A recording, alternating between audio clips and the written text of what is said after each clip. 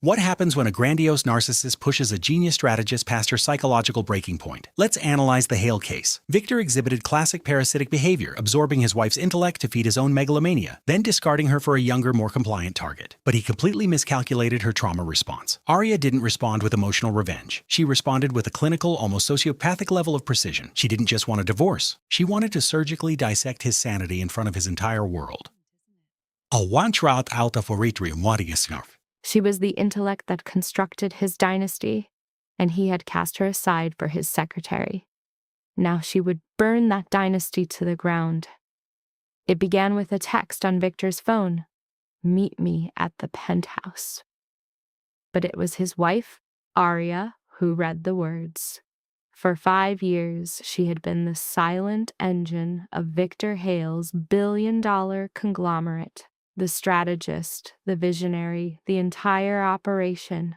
He was trying to delete her from the narrative. Victor's one fatal mistake, forgetting the armorer knows every weakness in the steel. If you seek a lesson in retribution, you are in the right place. Like this video, comment your city, and watch the collapse. Beyond the windows of Hale Tower, a physical storm was gathering. Arya Stone was a phantom in Victor's private office, the 42nd floor, silhouetted against the tempest outside. She held his phone, which he'd abandoned after fabricating an emergency meeting 20 minutes earlier. "Meet me at the penthouse. Can't wait anymore. L." The message arrived just 3 minutes ago. Arya's eyes fixed on it until the letters blurred into abstractions. L, for Lena Cross, Victor's 24-year-old assistant, whose cloying smile and cheap perfume haunted the corridors. The strangest part was the absolute steadiness of Arya's hands.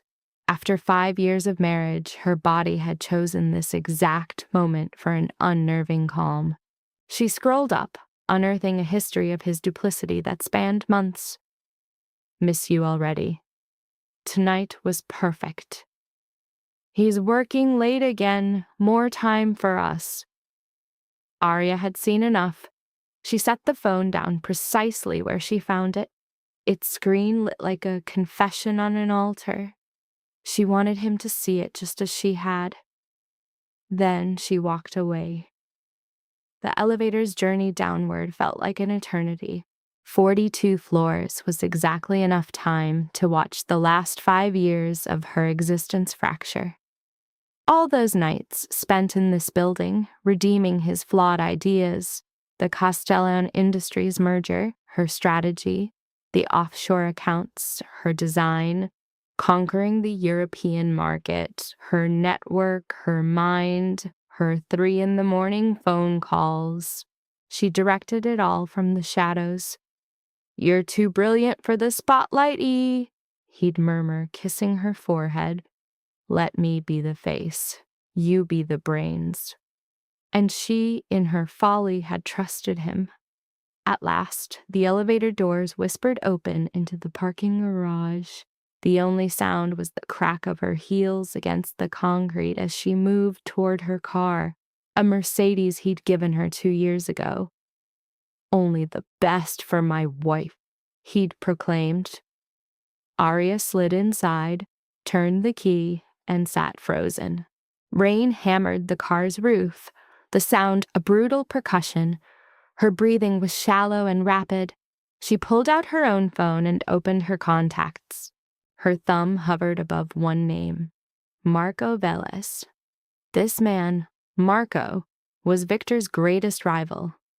For 3 consecutive years, he had tried to poach her, having recognized she was the true genius propelling Hale Enterprises' ascent. Twice he had offered her a vice president role. She had refused both times. "Loyalty," she'd said once at some lavish party where Victor had left her to glad hand. "It means something to me." Marco had just studied her with an expression of knowing pity. Loyalty is a virtue until it is betrayed. Arya pressed call. He picked up on the second ring. Arya Stone, To what do I owe the pleasure? Is your offer still on the table? A beat of silence, then, which one? The partnership, the VP chair, they're all yours? That depends. What's changed? Arya just watched the rain etch lines down the windshield. Everything. Marco's office was the polar opposite of Victor's. While Victor favored cold glass and steel, Marco's was filled with dark woods, worn leather, and books that were actually read, not just displayed. It had soul. He poured her a scotch without asking. You look like you need this. Arya took the glass but didn't drink. I need information first. About what? Victor's investors. The big one he's been chasing for 6 months, the one he needs to stay solvent. Marco leaned against his desk, studying her. He was older than Victor by a decade, perhaps, with silver threading his temples and smile lines that looked earned. Dante Moretti. The name impacted the room like a physical blow. The Dante Moretti? Arya had to ask. Is there any other? The man was a myth. Dante Moretti's empire was a mix of legitimate businesses and others you didn't ask about. Casinos, property, and security firms with a terrifying reputation. He was massively wealthy, powerful, and shunned the light. Victor's been trying to get a meeting for months, Marco explained. Moretti wants to legitimize some of his capital. Victor thinks landing him makes Hale Enterprises untouchable. Has he gotten the meeting? Not even close. Moretti doesn't see just anyone. Arya finally drank the scotch. Its fire was a welcome distraction. I need to get that meeting before Victor does. Marco's eyebrows lifted. You want to meet Dante Moretti? That's right. Why? Because Victor's empire was built with my mind, and I will tear it down with my own hands.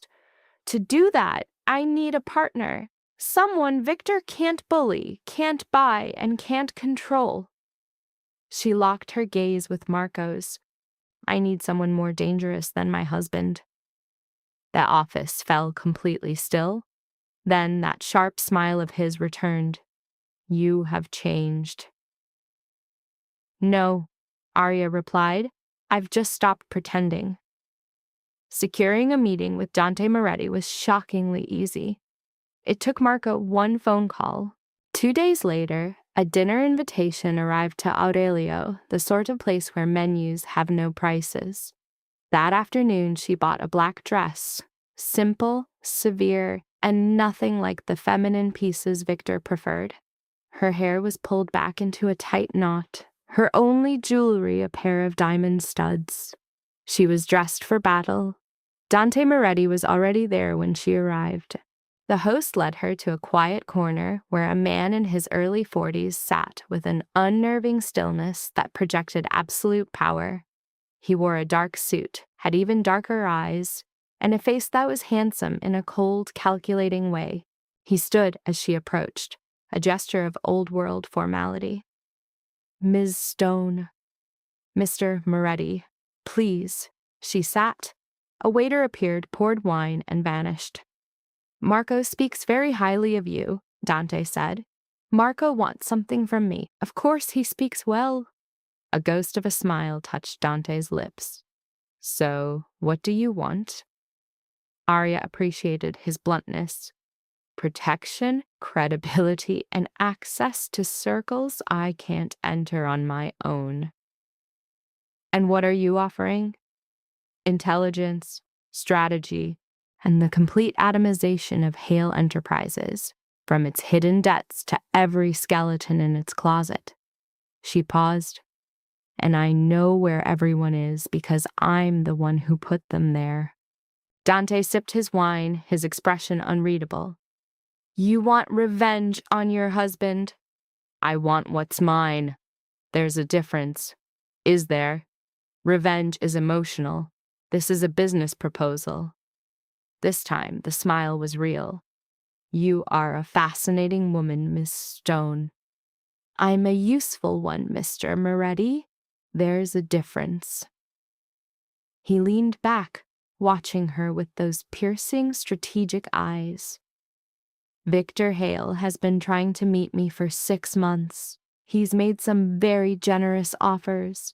He's desperate. A desperate man makes promises he can't keep. And you can? I can do better. I can hand you the architectural plans to dismantle his company and absorb its valuable assets. I can show you what is real and what is smoke. Arya met his stare without wavering. I built that company, Mr. Moretti. I know exactly how to unbuild it. Dante was silent. The only sounds were the faint chime of crystal and the low hum of powerful people dining.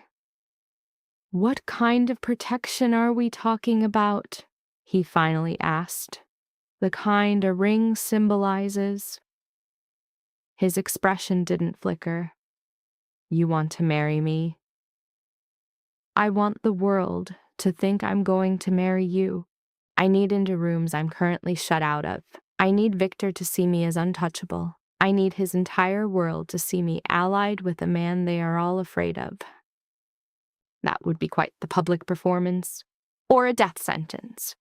She let the threat hang in the air. It would be a strategic alliance, temporary and for our mutual gain. You're proposing a fake engagement. Yes. That's audacious. It's tactical. Dante just watched her for another long moment, then raised his wine glass. Tell me about the gala. A cold ambition sparked in Arya. Which one? The annual Hale Enterprises event, the stage where Victor shows off his victories to every powerful person on the East Coast. It's in 6 weeks, and Victor's bringing his secretary. It wasn't a question, but Arya answered. Yes. And what is it you want to happen at this gala, Ms. Stone? The message flickered in her memory. Tonight was perfect. She weighed 5 years of thankless creation, of sculpting a hollow man into a monarch while she remained a whisper in the wings. He'd called the shadows a fortress for her safety. I want him to witness me, she uttered, her voice a low, sharp blade. To truly see, not the wife, not the phantom mind he kept caged. I want him to see what he threw away, and I want that entire room to watch it break him. Dante offered a slow, deliberate nod. Then our interests align. His hand extended over the polished wood. Arya took it, his grip firm and warm. One condition, he added, his fingers still closed around hers. When the dust settles, you work for me. Not as a tool, not as a secret weapon, as my equal. His reason? I only associate with my own kind, and you, Ms. Stone, wield a fire you've yet to see for yourself. In that instant, something inside Arya shifted, a gear in her soul so long rusted, she'd forgotten it was there. Done, she breathed. The 4 weeks that followed were a whirlwind of precise demolition. Arya left the gilded cage she shared with Victor, moving not into a sanctuary of her own, but into Dante's direct sphere of influence. A sterile modern tower in the financial district's heart. The symbolism, of course, was sharper if they shared the same castle. Victor was not oblivious to the chasm she had left behind. He felt the void acutely. Her phone pulsed 17 times that first day. She let every call die. On the 18th summons, she answered. Where are you? His fury was a tremor beneath the surface of his words. I'm leaving you, Victor. A deep, deadening silence filled the space between them, followed by a fractured, What? The divorce is proceeding. You'll have the documents by morning. Arya, this is insane. Whatever it is you think you're doing, I am not thinking, I am doing. Her voice was a flat, sterile line. I saw the texts. A second silence fell, this one heavier, more absolute. It isn't what it looks like, he finally managed. Do not insult my intelligence. Arya, let me just explain. She ended the call. The papers were couriered to Hale Enterprises the next day. When Victor tried again, he found his number was blocked. He stormed Marco's office, but was met by building security. He sent bouquets. She had them rerouted to a children's hospital. He flooded her email. She filtered his words into a digital abyss. And as he frantically came undone, she began her work. With a focus that was terrifyingly sharp, she started the deconstruction. Using Marco's resources and Dante's immunity, Arya began the systematic dismantling of the kingdom she had built. She unearthed every contract, every pact, every NDA she had signed, and every single strategy she had penned. All the capital of her mind, filed under his name because he'd asked, and because she had once been foolish enough to believe him. You'll need a lawyer, Marco observed, watching her assault on a summit of files. I have 3. You'll need better ones. Dante's voice, like grinding stone, came from the doorway. She needs Jessica Chen. Arya's head snapped up. The Jessica Chen? Is there another?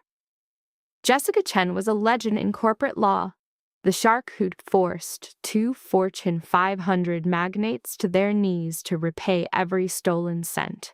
She was expensive, vicious, and brutally effective. A case like this isn't what she takes, Arya protested. Yours will be. Dante moved into the room. I called, pulled a string. Why? I protect my investments. The words were not possessive. They were a statement of cold, hard fact. Arya felt an odd tremor deep inside, a feeling she immediately extinguished. This was business.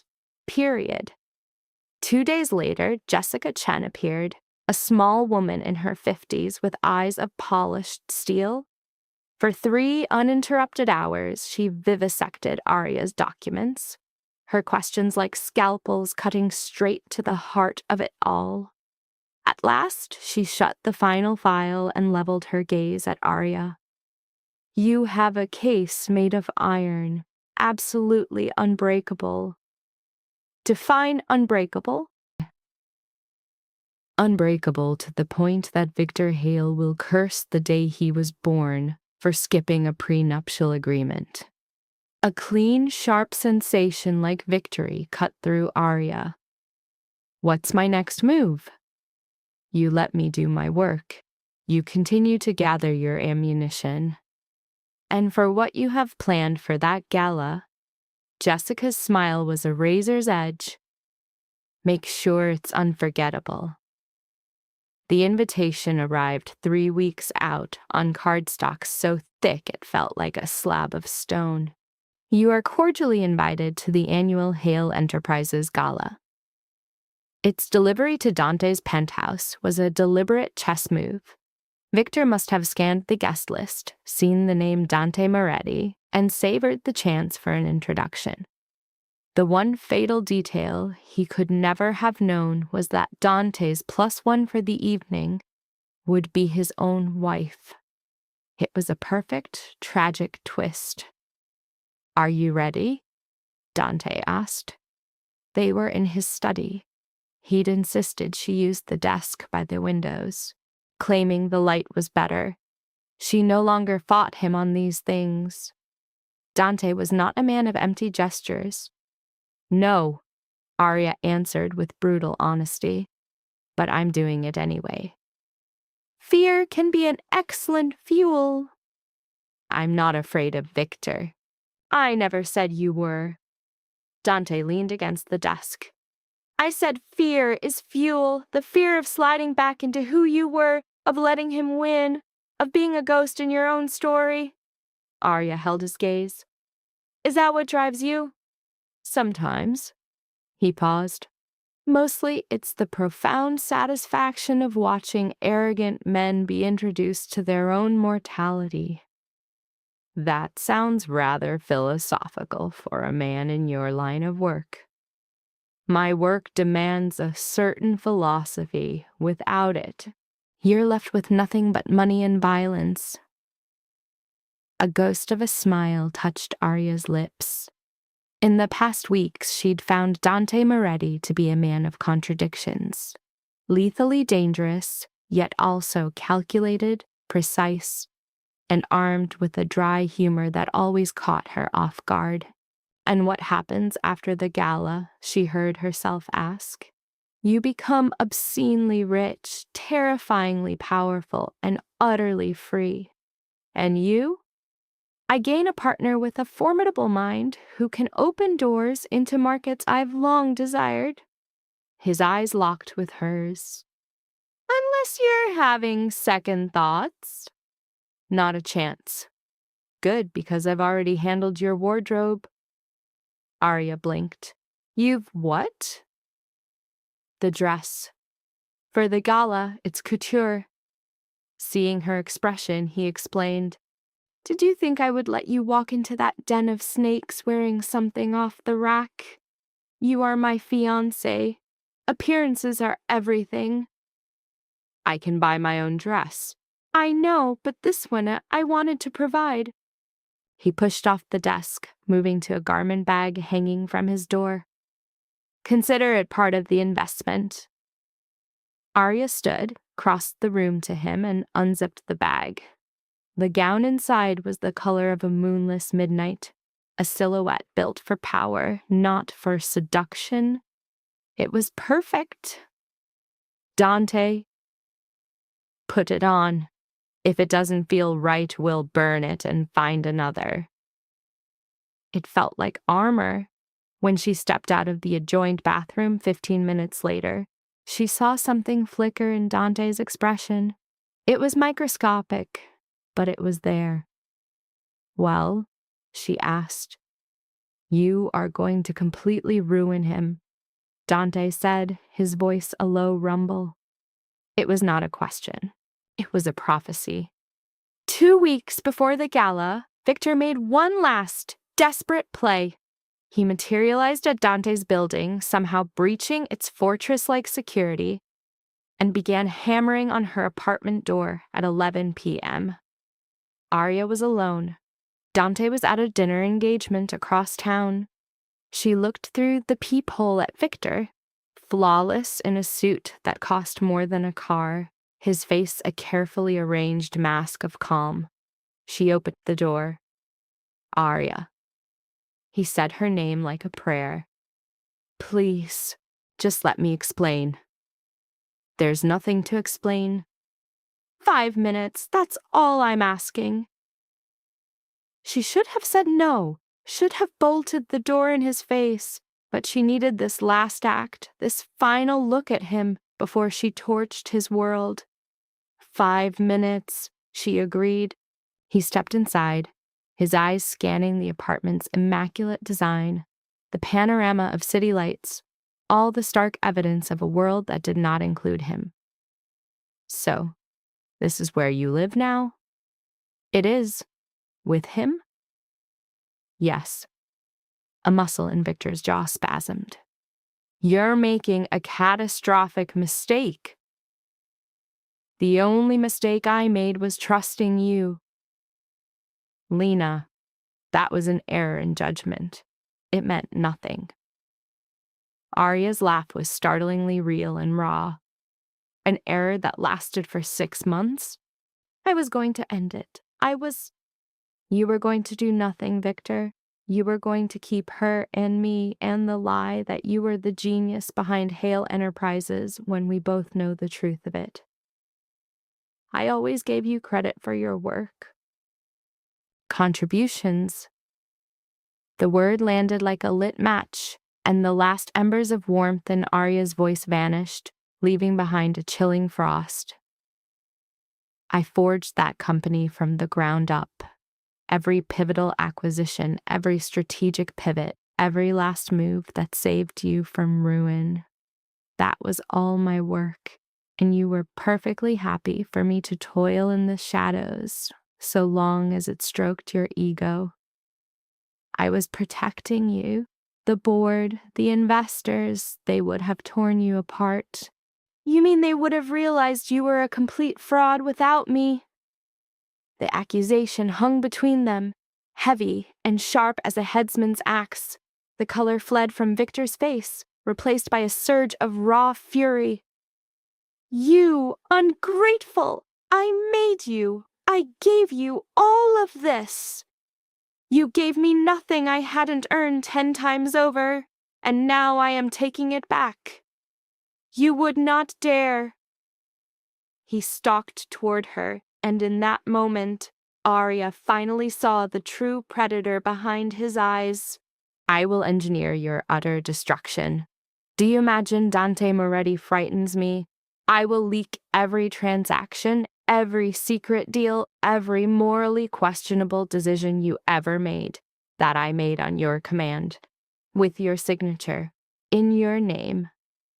A slight smile played on Arya's lips.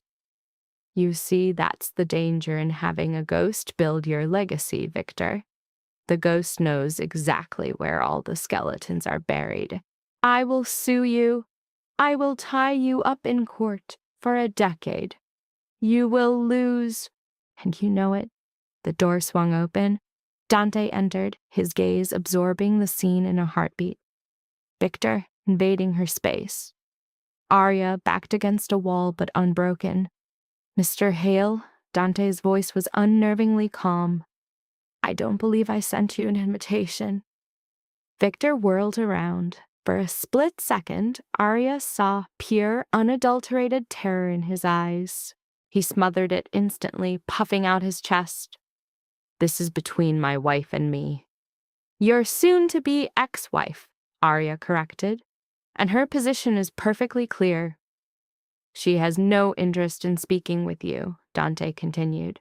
So I will ask you only once to leave. This isn't finished, Victor seethed, his eyes locked on Arya. Yes, she replied, her voice soft. It is. Victor stormed out. Dante closed the door and slid the deadbolt. Are you hurt? Yes. Then Arya realized she was shaking. It was not from fright, but from the undiluted rage she had held in check. I am fine. No, you are not. Sit. She obeyed. Dante poured her a scotch from the good bottle he kept by the window. He is terrified, Dante remarked, holding out the glass. A sharp assessment, Dante's voice was a low hum. A scared man is a dangerous animal. So is a woman fueled by the need for retribution. A knowing smile touched his lips. A fair point. A dense, profound silence settled over the room. Outside the glass, the city lights bled into a cosmos of 1,000,000 lives, none of them aware of two people standing on a precipice. 2 weeks, Arya whispered. It was an absolute promise from Dante. 2 weeks. Her voice was thin. I can handle this. I have no doubt you can, he confirmed, pausing. But you do not have to walk through this fire alone. Her eyes finally focused on him, truly taking in the stranger who had wrapped his name and power around her like a shield. He asked for nothing but to stand beside her as everything was torn down. Why? She breathed. What is your stake in this? He played innocent. In what?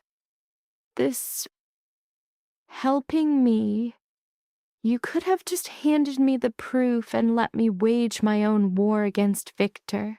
Why step directly into the line of fire? Dante stared at the cityscape for a long time. Because I know how it feels to pour your soul into making something only to watch someone else sign their name to it. I know what it's like to be underestimated because of your family, your past. or the people you were foolish enough to trust? His dark, sharp eyes found hers again. And I know the exact moment a person decides they have had enough. A silent understanding crackled between them, a bond forged in something far deeper than contracts and lies. "Thank you," was all Arya could say. "Do not thank me yet," he said gently. "Wait until we have won." The night before the operation, sleep was an impossible luxury. Arya stood at his apartment window, her fortress, she now admitted, watching the city hum, a life she felt no part of. Tomorrow, her world would come apart at the seams. Tomorrow, she would walk into that grand hall on Dante Moretti's arm and watch Victor's life implode. Tomorrow, she would no longer be a ghost. Her phone vibrated in her hand. A text from Jessica Chen. "The weapon is armed. I will see you tomorrow." A second vibration. "Marco, the board is about to crack. I am bringing coffee." A third. Dante. "The quiet is too loud for me too. Join me on the roof?" Arya grabbed a jacket, the elevator ride feeling like a slow ascent to her own execution. He was there, a silhouette against the city, his tie loose, his sleeves rolled. He looked younger this way, his guard down for just a moment. "Are you nervous?" he asked, the words catching on the wind. "Fear." "That is a good sign." "Why?" "It means you have something to lose. It means this is not just about getting even." Arya went to stand with him at the ledge. "Then what is it about?" she thought she heard him say under his breath. "Justice, freedom, the chance to build something that is yours and yours alone." He met her gaze, and yes, a little bit of revenge. "But that is not the goal." She laughed weakly. "You are terrible at giving pep talks. I am not here to give one. I am here to remind you of why you started this." He turned to her completely. "Victor Hale stole 5 years of your life, your ideas, your trust. Tomorrow you take it back, with interest. That is not revenge. It is simple math." "Justice is a type of mathematics," Arya whispered, thinking of their first meeting. "Precisely." They stood in the cold, the city laid out below like a shattered mirror. Arya could picture the whole scene. The gown, the ballroom, the look on Victor's face when he saw her and finally grasped the true depth of his mistake. "What if it all goes wrong?" she asked, her voice barely there. "It will not fail. But what if, Arya?" Dante's voice was pure steel. "It will work. You have accounted for everything. The proof is ironclad. The lawyers are ready." "The board is already panicking from the rumors Marco planted. Jessica has 3 top investors ready to bolt the second we give the word." He let the facts hang in the air. "You have built the perfect trap. The only thing left to do is spring it. And if he fights back, let him," Dante said. "The more he struggles, the more pathetic he will look." His expression softened, a rare glimpse behind his emotional armor. "You are not the woman he cast aside, Arya. You are not even the woman who walked into my office 6 weeks ago. You have forged yourself into something he cannot break, cannot control, and cannot have. And tomorrow you're going to show him exactly what that means." A quiet confidence settled in her bones, solid and real. "I am ready," she said. "I know." They stood on that rooftop as the first light touched the horizon, talking all through the night. About the party, the future, and the empire he planned for them to build on the wreckage. And for the first time in 5 hellish years, Arya felt complete. Not a wife, not a phantom, simply Arya, forged in betrayal, sharp as steel, and ready to reclaim her existence. The gala was 12 hours away. The anticipation was a physical ache. Dawn came like a sudden blow. Arya was up at 6, buzzing with nervous energy. She tried to eat, but the toast tasted like ash. Coffee was her only friend. A third cup felt essential. By 8, the apartment had been transformed into a mission headquarters. Jessica Chen arrived first, her 2 briefcases and tailored suit radiating the aura of a corporate executioner. A nervous young paralegal named David followed, turning the dining table into a central command. "We go live at 7 o'clock tonight," Jessica said, her papers arranged like war maps. Victor gives his speech at 7:30. We detonate at 7:45. "Why the 15-minute wait?" Arya asked. "Because we need him at his most arrogant, confident, self-assured. Mid-speech is the perfect time." Jessica's smile was a thin blade of ice. The higher they climb, the harder they fall. Marco arrived at 9 with pastries no one touched and an excitement that felt totally alien to Arya. He was like a child on Christmas morning. "I have been waiting 3 years to see Victor Hale's empire go up in flames," he said, pouring himself coffee. "This is going to be magnificent." "It is going to be a bloodbath," Jessica corrected, her eyes fixed on her screen. A fine distinction. Dante appeared from his suite at 9:30, flawlessly attired, but for his jacket. His eyes found Arya, who remained in her sleepwear, her hands quivering around a coffee mug. He steered her softly toward her bedroom. "It's time," he said, his voice low. "Take all you need. The proceedings will not begin without you." The bathroom was a sterile expanse of marble and glass. Arya let the scalding water cascade over her, trying to force order upon the maelstrom in her thoughts. Tonight, she would face Victor. She would face Lena. She would stand before 400 souls and peel back 5 years of deceit, one layer at a time. Her hands were still trembling when she stepped out. The gown hung on the door, a panel of midnight blue, perfect and waiting. Arya studied it for a long, quiet beat before she could persuade herself to put it on. The silk was a cool shock against her feverish skin, molding to her form like a second skin, like a suit of armor. An hour vanished into the ritual of hair and makeup. She chose an understated look, soft waves, a natural canvas, but for the lips, a deep, defiant crimson. The woman in the mirror was older than the one from 6 weeks ago, her face harder, her eyes alight with a new, unbreakable certainty of her own worth. When she returned to the main room, Dante was waiting. He looked over, and for a beat, he was simply still. "What?" she managed, her voice tight. "Nothing. You look—" He paused, hunting for the precise word, and then found it. "Ready." From her fortress of files, Jessica glanced over. "Right. We need pictures."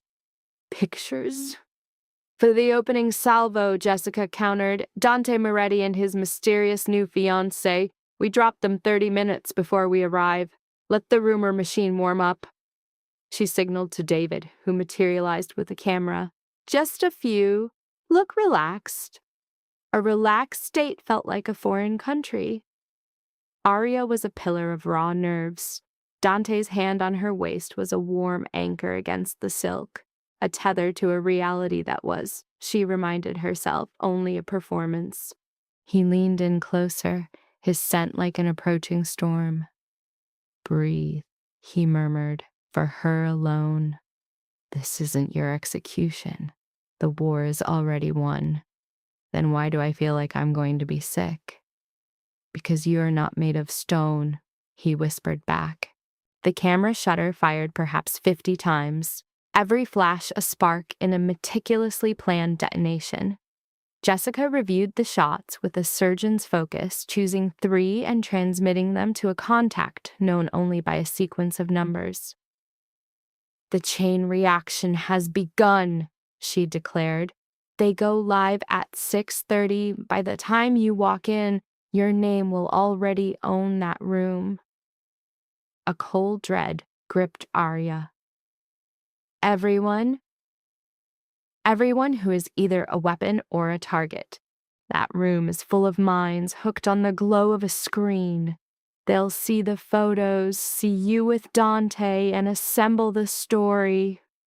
Jessica's face was that of a predator confirming the kill.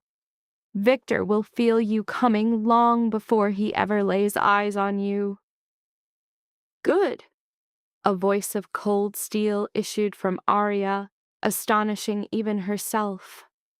The rest of the afternoon warped, each minute stretching into an agonizing hour.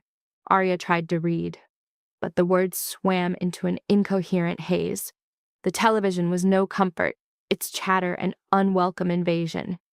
At his desk, Dante was a contained storm, his Italian a low, dangerous hum that throbbed with secret strategies and raw power. At 4, Marco left. At 5, Jessica and David packed up their mobile command. "I'll see you on the battlefield," Jessica said. "And remember, you're a ghost until I give the word. Your only job is to smile, look untouchable, and let them fill in the blanks." "What if he gets me alone before that?" "Then Dante earns his fee," she answered with a sharp smile. "Or the equivalent, you understand?" Once they were gone, the silence in the vast apartment was total and crushing. Stationed by the window, Arya was a silent silhouette watching the daylight bleed away as the city's electric veins began to pulse. "You need to eat," Dante's voice cut through the quiet. "I can't." "Water, then. To faint mid-assault would be poor form." She turned toward him. He was holding out a glass. She took it, the cold liquid jolting her system as she faced the fact of her own dehydration. "Thank you," she breathed, "for the water. For all of this. For the design." His eyes assessed her, holding her gaze for a protracted moment. "You are going to win tonight, Arya." "You keep saying that." "Because it is a fact." He checked his watch. "The car will be here in 30 minutes. Are you set?" "No," her entire soul screamed, but she made herself say the word. "Yes." At 6:30, just as the evening's architect had planned, the pictures hit the internet. Arya's mobile phone detonated with a digital firestorm, a flood of texts and missed calls so intense she just switched it off. "Let them guess," Dante had advised.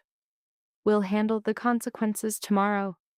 Their car, an understated black Mercedes, nothing so crude as a limousine, pulled up at 6:45, the driver a stoic figure. Arya slipped into the leather seat, her silk gown a cool whisper against her skin. Dante settled in beside her. The Grandview Hotel was a 20-minute journey. She saw the city smear into a blur of light. Known buildings, a world completely unaltered, while her own had been fundamentally remade. Her thoughts drifted to her last appearance at this gala 2 years back. Victor had introduced her to 3 people, then left her to ornament the fringes while he held court. "What's on your mind?" Dante's voice was a low rumble. "That I should have torched his entire life 2 years ago." "You didn't have the arsenal for that war 2 years ago. How could you possibly know that? Because you're barely armed for it now." Seeing her face, he corrected himself. "That's not an insult. What you're about to do, walk back into Victor's stronghold and publicly burn it down, takes a very specific kind of power, the kind that's forged only in total ruin. I'm not broken." "No, but you were, and you've since rebuilt yourself into something Victor cannot possibly predict. That's our edge. Forgive me." the Grandview Hotel rose before them. 50 stories of glass and steel, a stark blade against the dark sky. A line of cars snaked toward valets and security guards checking their lists. Arya watched women in designer dresses and men in $1,000 suits stream toward the entrance. 2 years ago, she had felt like a complete fraud among them. Tonight, she felt as if she held the title deed to the building. Their car eased to the front. The valet pulled Dante's door open. He stepped out, straightened his jacket, then offered Arya his hand. She took it. The world exploded into a blinding supernova of camera flashes before she was even fully upright. Arya's muscles seized. The paparazzi were an unforeseen complication, but Dante's hand tightened on hers, a solid point in the chaos. "Smile," he breathed. "Give them a story to tear apart." And she did. She smiled as if the night belonged to her, as if this frenzy was a calculated part of her grand entrance, and not as if she were a barely contained explosive of fear and vengeance. They moved through a tunnel of searing light. The lobby presented another tier of pandemonium. More cameras, more onlookers, every single head in the cavernous room turning toward them. The murmurs began at once. "Is that Dante Moretti? Who is with him? I saw the pictures. That's his fiancée. Moretti has a fiancée? She looks familiar. Is she anyone important?" Dante strode forward, a hand on the small of Arya's back, parting the sea of bodies like a man who never doubted his right to command any space he occupied. Security motioned them through the checkpoint without inspection. It was understood. Dante Moretti doesn't stand in line. The ballroom was on the 3rd floor, a vast chamber with ceilings like a cathedral and chandeliers that could flatten a car. It was already a churning mass of faces Arya knew from business magazines and gossip pages. Old wealth, new wealth, and the sort of lethal capital that's never mentioned in polite circles. This was Victor's dominion. Only tonight, he was no longer the only king. "There," Dante murmured, tilting his head across the room. Arya's eyes found Victor near the bar, presiding over his usual collection of followers. He was smiling at some comment, champagne flute in hand, completely relaxed. He was oblivious to the ground fracturing beneath his feet. "Where is Lena?" Arya asked. 3 o'clock. In blue. Arya scanned the crowd. Lena Cross stood by the silent auction, her gown straining for a grace it couldn't quite grasp. She was young, agonizingly so. She had the wide-eyed hope of someone who still saw the world as a stage for ambition, not a pit of snakes. For one fleeting beat, a flicker of empathy for the girl ignited within Arya, only to be instantly extinguished. Mr. Moretti. A man in his 60s advanced, his hand outstretched. "I confess, your presence is unexpected." "Richard." Dante clasped his hand. A last-minute whim. "May I present my fiancée, Arya Stone." A palpable shift occurred in Richard's posture. "Stone. You mean, as in the Arya Stone," Dante cut in, his voice seamless. "I find the name stands entirely on its own." It was a deft, strategic strike, reframing her not as Victor's cast-off, but as an architect of her own legend. The message was received. "A distinct pleasure," he murmured, his lips a ghost against her knuckles. "Your mind for strategy is legendary. Is it now?" Arya's voice was a flat, cool line. "Oh, absolutely. That Castellano merger was a masterwork of corporate warfare. You single-handedly resurrected that company from its grave." A knot of ice formed in Arya's gut. "Thank you." Richard drifted away. His absence was instantly filled by 2 more figures. A husband and wife, proprietors of a luxury hotel empire, then a venture capitalist, and finally a hedge fund manager. With each, Dante's introduction remained unaltered. My fiancé, Arya Stone. And with each, the reaction was a mirror of the last. A jolt of shock, a flare of intrigue, then the slow dawning of truth, that she was no mere ornament on his arm. Her accomplishments were flooding their memories. The gears of recognition were audibly turning.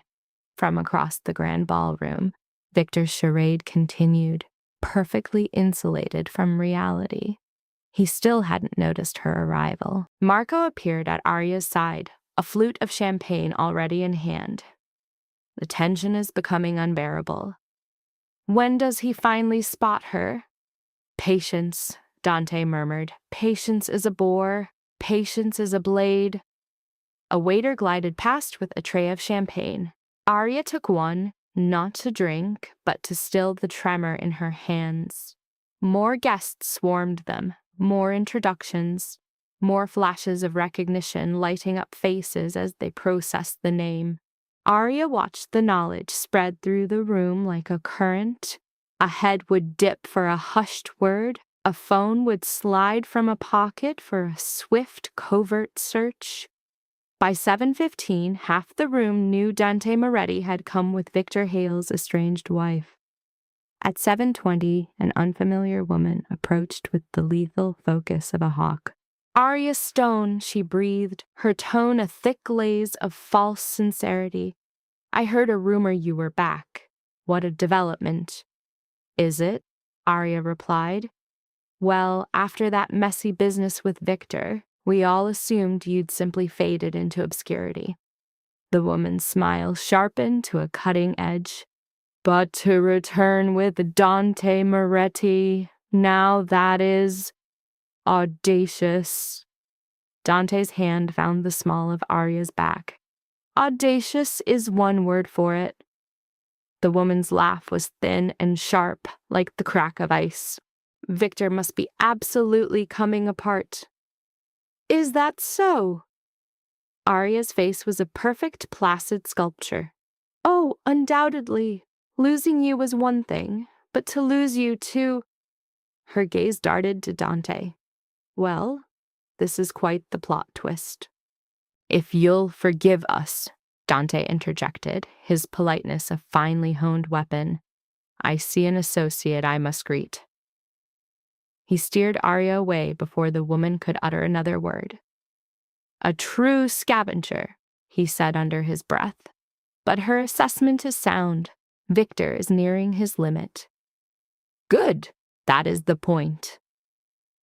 At 7:25, the ballroom was plunged into blackness. A voice directed the guests toward their designated tables. A migration began. Arya and Dante were assigned to table 3, a prime vantage point for observing the imminent detonation. Marco was seated with them, beside 2 investors and a tech CEO she'd met once. Ms. Stone, the chief executive officer said as she settled into her chair. A surprising pleasure, the CEO noted. It was entirely an impulse, Arya said, parroting Dante's earlier lie, and you've brought a formidable +1. The CEO's eyes slid toward Dante. My congratulations on your engagement. Thank you, Dante answered, his voice stripped of all warmth. Arya could practically hear the CEO's mental calculations, mapping the timeline of this new alliance. At 7:28, Victor took the stage, a vision of carefully constructed confidence. For Arya, the air grew thin. His looks were his greatest weapon, the bespoke suit, the perfect hair, the conqueror's smirk as he neared the podium. Good evening, he started, his voice resonating with pure hubris, the sound of a man who had already won. This was a landmark year for Hale Enterprises, Victor announced. Our expansion into Europe shattered projections by 40%.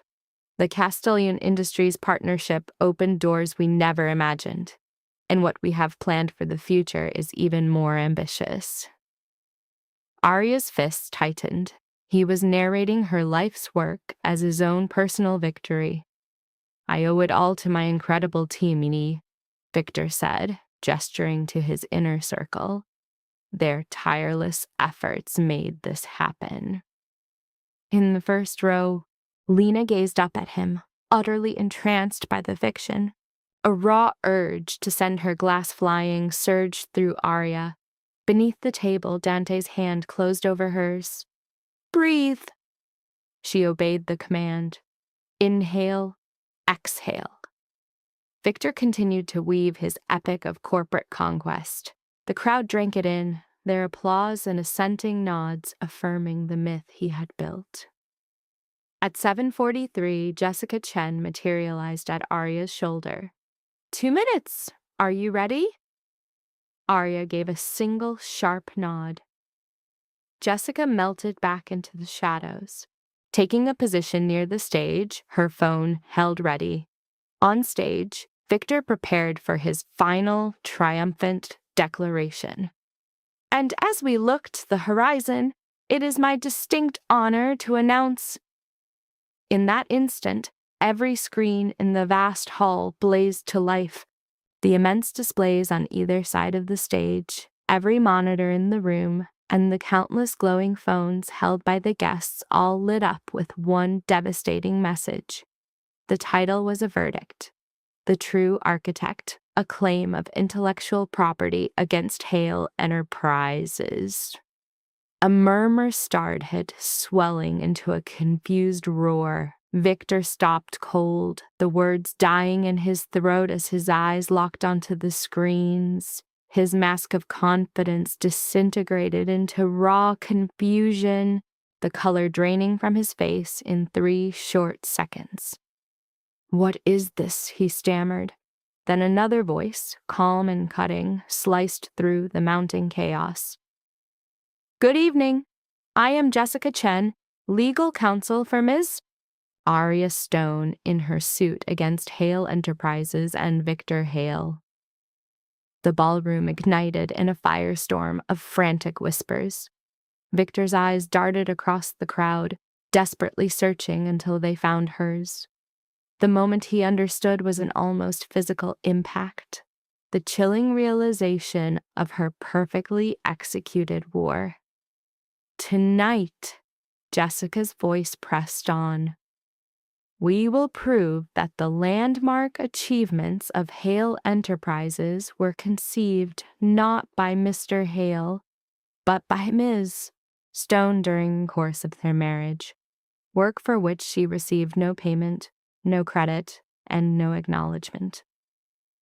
The screens changed, displaying contracts signed by Arya, surrendering her own intellectual capital. Financial statements flickered into view, showing payments to shell companies, the very corporations Victor had created to secretly funnel funds to Arya. "That's a lie," Victor grabbed for the microphone. "This is all a lie." "The Castellone merger." Jessica's voice bulldozed over his protests. "Proposed by Ms. Stone in March of 2021. We have the documentation showing she led every key negotiation. She designed the terms. She navigated the legal minefield. Mr. Hale only signed the final page." The screens were now a cascade of irrefutable proof. Arya's handwritten notes, her original strategic outlines, her painstaking risk assessments. The hushed whispers grew into audible, stunned conversation. A forest of phones rose across the room, capturing the damning evidence being projected for all to see. The European expansion, Jessica relentlessly continued her attack, was also the brainchild of Miss Stone. "We have the market research, the partnership drafts, the initial business plan, all authored by her, dated long before Mr. Hale ever claimed it as his own." Victor's face went from white to a deep, mottled red. "This is a violation of my privacy. Someone turn off those screens." Not a single person moved to help him.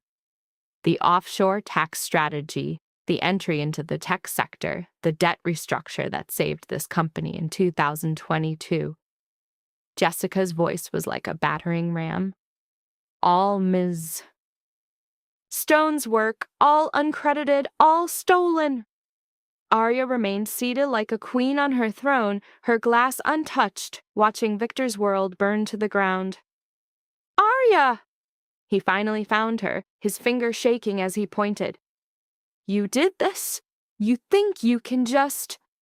I think I can take back what belongs to me, Arya said, rising from her chair. Her voice sliced through the stunned air. I think your time of building an empire on my mind is over, and I think it's time everyone in this room knew who really built Hale Enterprises. A dead silence fell. Victor could only gape at her, completely shattered. You're insane, Lena, tell them it's all lies. Every head in the room swiveled to Lena, whose face was now the color of ash.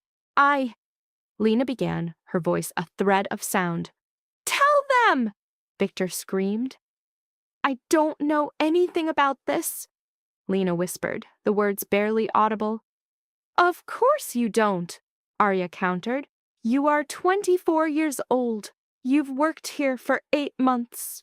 You have no concept of what it took to build this company because you were never there. She turned her gaze upon the room at large. But I was. For every all-nighter, every market crash, every impossible deadline, I was the one doing the work while Victor took the bows. That is a categorical lie, Victor blustered, but the words were hollow. Then explain the contracts, Jessica's voice boomed. Explain the emails. Explain why Ms. Stone's name is the foundation of every major strategy for the last 5 years. Victor's jaw went slack. No words came. Marco was radiant as though crowned a king. Dante, reclining, watched the beautiful wreckage unfold. Ms. Stone is filing for divorce, Jessica announced, and suing for the return of her intellectual property. We value her stolen contributions to Hale Enterprises at roughly $200 million. The ballroom gasped as one. 200 million, that's madness. Victor finally choked out. You'll get nothing. We have proof for every penny, Jessica said, including the shell companies you used to funnel payments and the NDs you forced upon her, and the contracts you coerced her to sign, surrendering her work for nothing. The screens behind them changed, now a cascade of financial data, ghost corporations, hidden accounts, the architecture of his lies. Victor, a man named Richard, called from a front table. Is any of this true? Victor faltered. She's twisting things. Did you or did you not? Richard pressed, his voice like a blade. Have your wife sign away the rights to her own work? Victor's silence was an answer in itself. Answer the question, another investor shouted. It was, he stammered. We are married. That's a marital asset. All of it. An asset you hid from your own board, Jessica cut in. An asset you claimed as your sole genius in every official document. An asset you used to secure funding under false pretenses.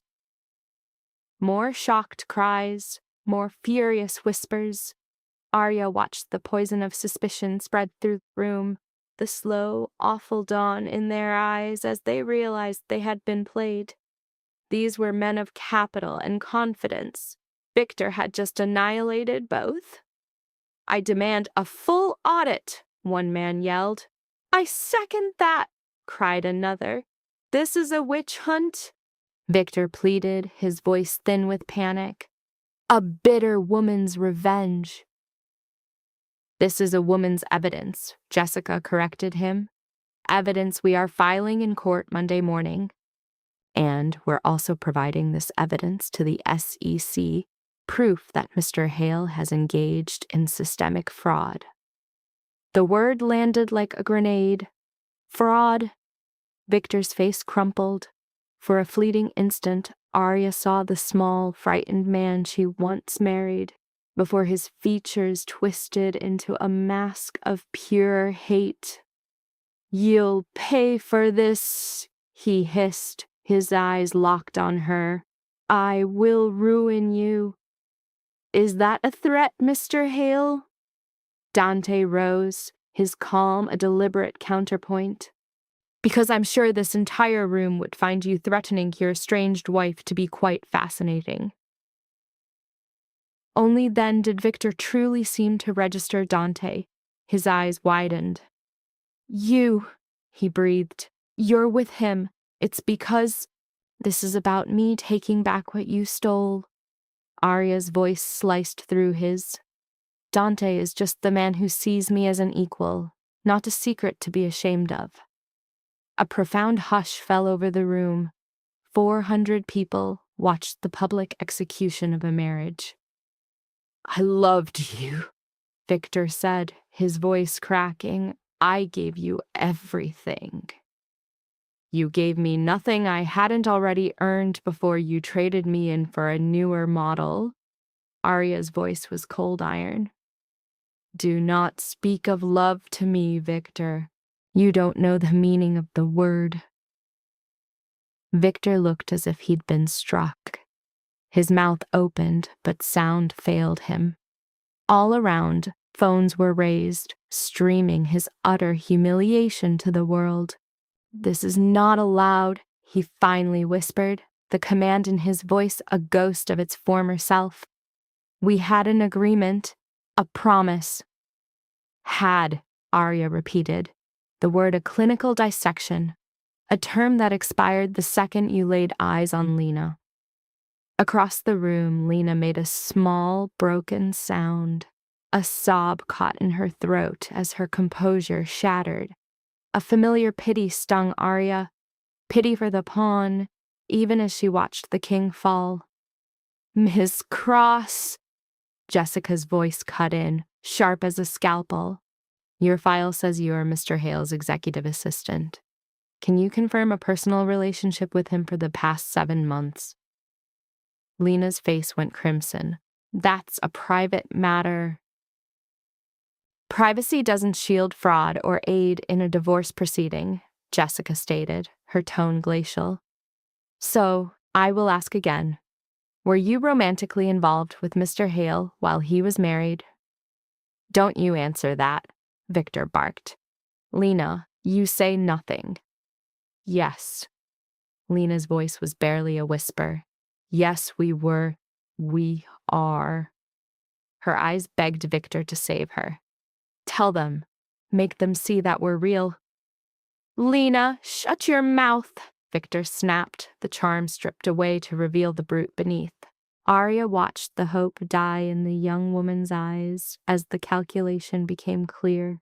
Victor loved not her, but her youth, her worship, and her catastrophic naivety. "You promised," Lena's voice broke. "You said you loved me.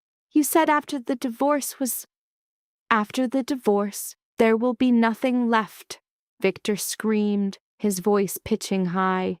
"Don't you see what she's doing? She's burning it all to the ground." The crowd's mood shifted from shock to fascination. This was better than theater. This was ruin playing out in real time. Richard stood once more. "Victor, that's enough. The board needs to convene." "The board?" Victor's laugh was brittle and manic. "The board is nothing. Half of you are puppets on my string." "You mean your wife's strings?" His ex-wife, it would appear, came a voice like splintering glass. A woman in her 50s with steel gray hair and a warrior's gaze stepped forward. Arya quietly corrected her. "Almost." The name Catherine seemed to settle in the air as the woman's eyes found Arya. "Miss Stone," she said, each word a stone dropped into the room's silence.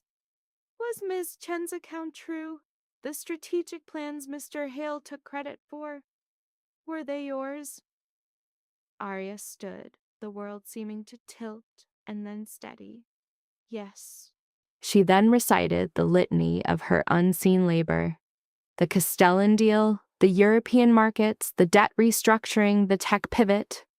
Her voice never wavered. I have the emails, the files, recordings from every meeting. I saved everything. Catherine gave a slow, deliberate nod, like a judge passing sentence. If you can prove this, we have a problem of catastrophic proportions. Victor scrambled. There is no problem. This is a messy divorce, a fight over shared assets. It's perfectly legal. Jessica's voice cut through his panic like a razor. Fraud is never legal, she said, and faking authorship to get investment capital, that is its very definition. The SEC will have a field day with this. A wave of dread washed over the investors. 3 board members stood, then 5, until the whole table was on its feet in judgment.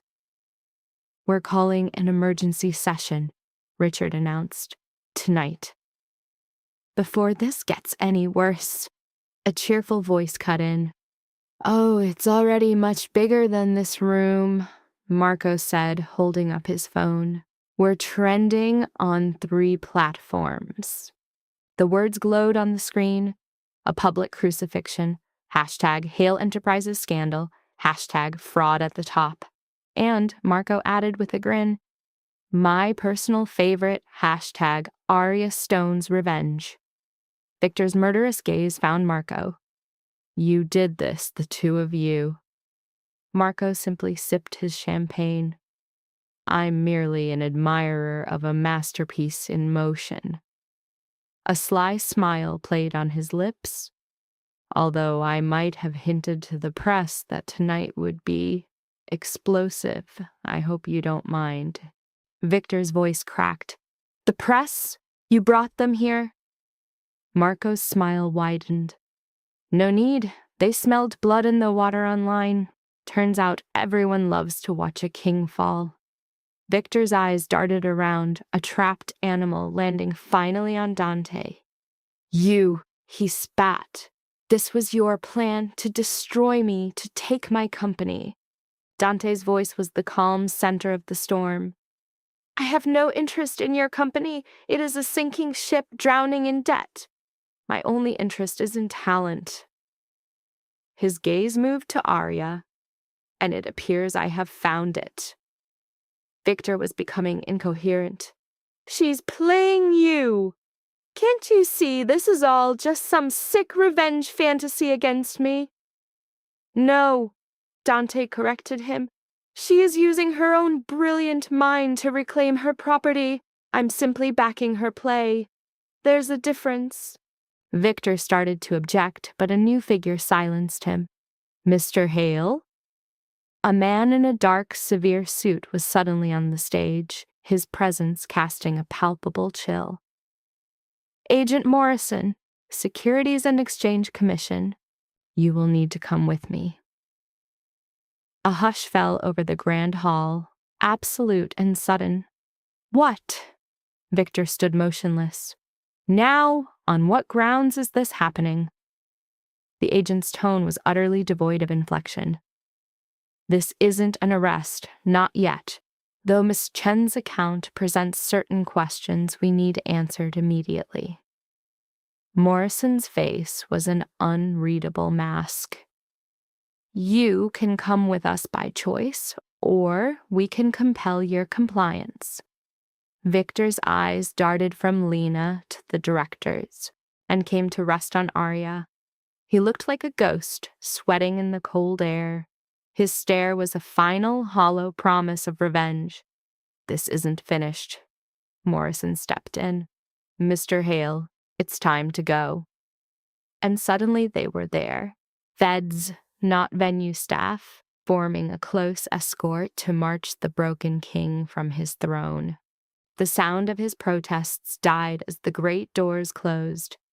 Lena staggered, taking a step as if to follow. Victor, hold on, she cried. I'm coming too. He never looked back. She stood abandoned in the cavernous room, the sudden centerpiece for 800 staring eyes, while her life came apart in public.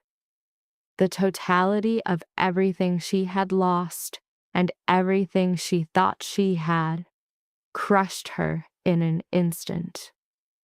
A raw, tearing sound broke from her throat before she ran for the washrooms. Arya watched, hunting inside herself for some trace of victory, some flicker of compassion, anything.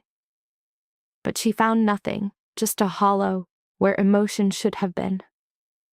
Then the quiet exploded into a bedlam of urgent whispers and glowing screens as the directors huddled in a panicked frenzy. Jessica seemed to appear from nowhere at her elbow. "We need to leave now," she whispered. "The press is on its way." Marco pointed to the main doors, a storm of camera flashes and straining security. "The press is already here." "The back exit, then?" "Follow me." Dante's hand was a steady pressure on her back, guiding her past the gawking crowd. They were immediately swallowed by a sea of investors, directors, and vultures circling a sudden void of power. Dante moved through the chaos like a ship's keel, composed and unyielding. They found a staff hallway, went down 2 stairwells deep into the building's guts, and stepped out into a shadowed alleyway. A car was idling, a dark offer of sanctuary. "How did you know?" Arya started, the rest of the question dissolving. "I plan for possibilities," Dante said simply. They slipped into the sedan, Marco beside them, Jessica riding shotgun.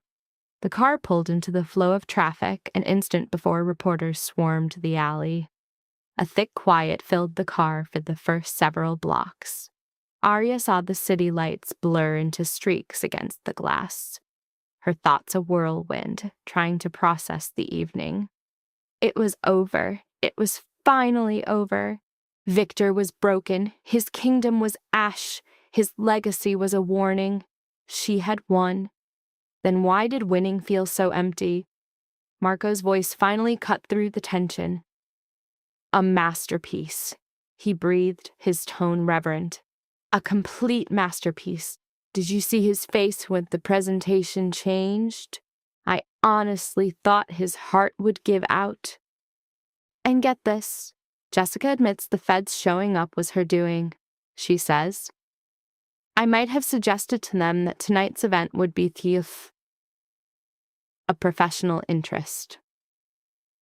Arya just stared, her thoughts spinning. "You arranged it." "I arranged for every contingency. The choice to come was theirs alone."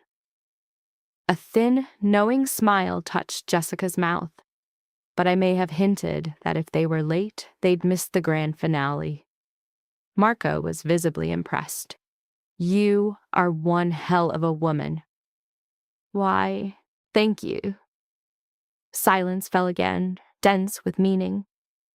Inside her handbag, Arya's phone buzzed nonstop on silent, a frantic call she deliberately refused to answer. "So where are we going?" she finally asked. "Somewhere safe," Dante replied.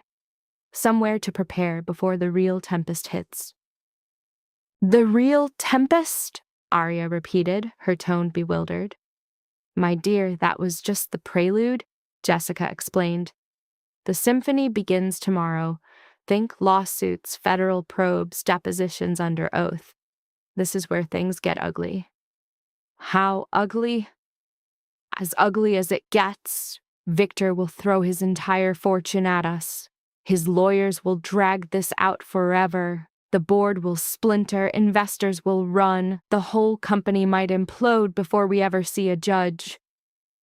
A pit of fear opened in Arya's gut. The company could actually go under. "It's more than possible. It's likely." Jessica turned in her seat to look straight at Arya. "Is that going to be a problem for you?" "I don't know." Arya pictured the everyday workers, the admins, the researchers, all the staff who had no part in Victor's crimes. All those innocent people will lose their jobs, she said, her voice barely audible. That ship was already sinking, Marco shot back. The company's been bleeding money for half a year.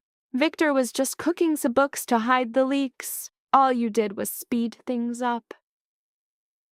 But still, there is no but, Dante interjected, his voice quiet but final. You can't save someone from drowning if they're dragging you down with them. Victor built a palace on lies.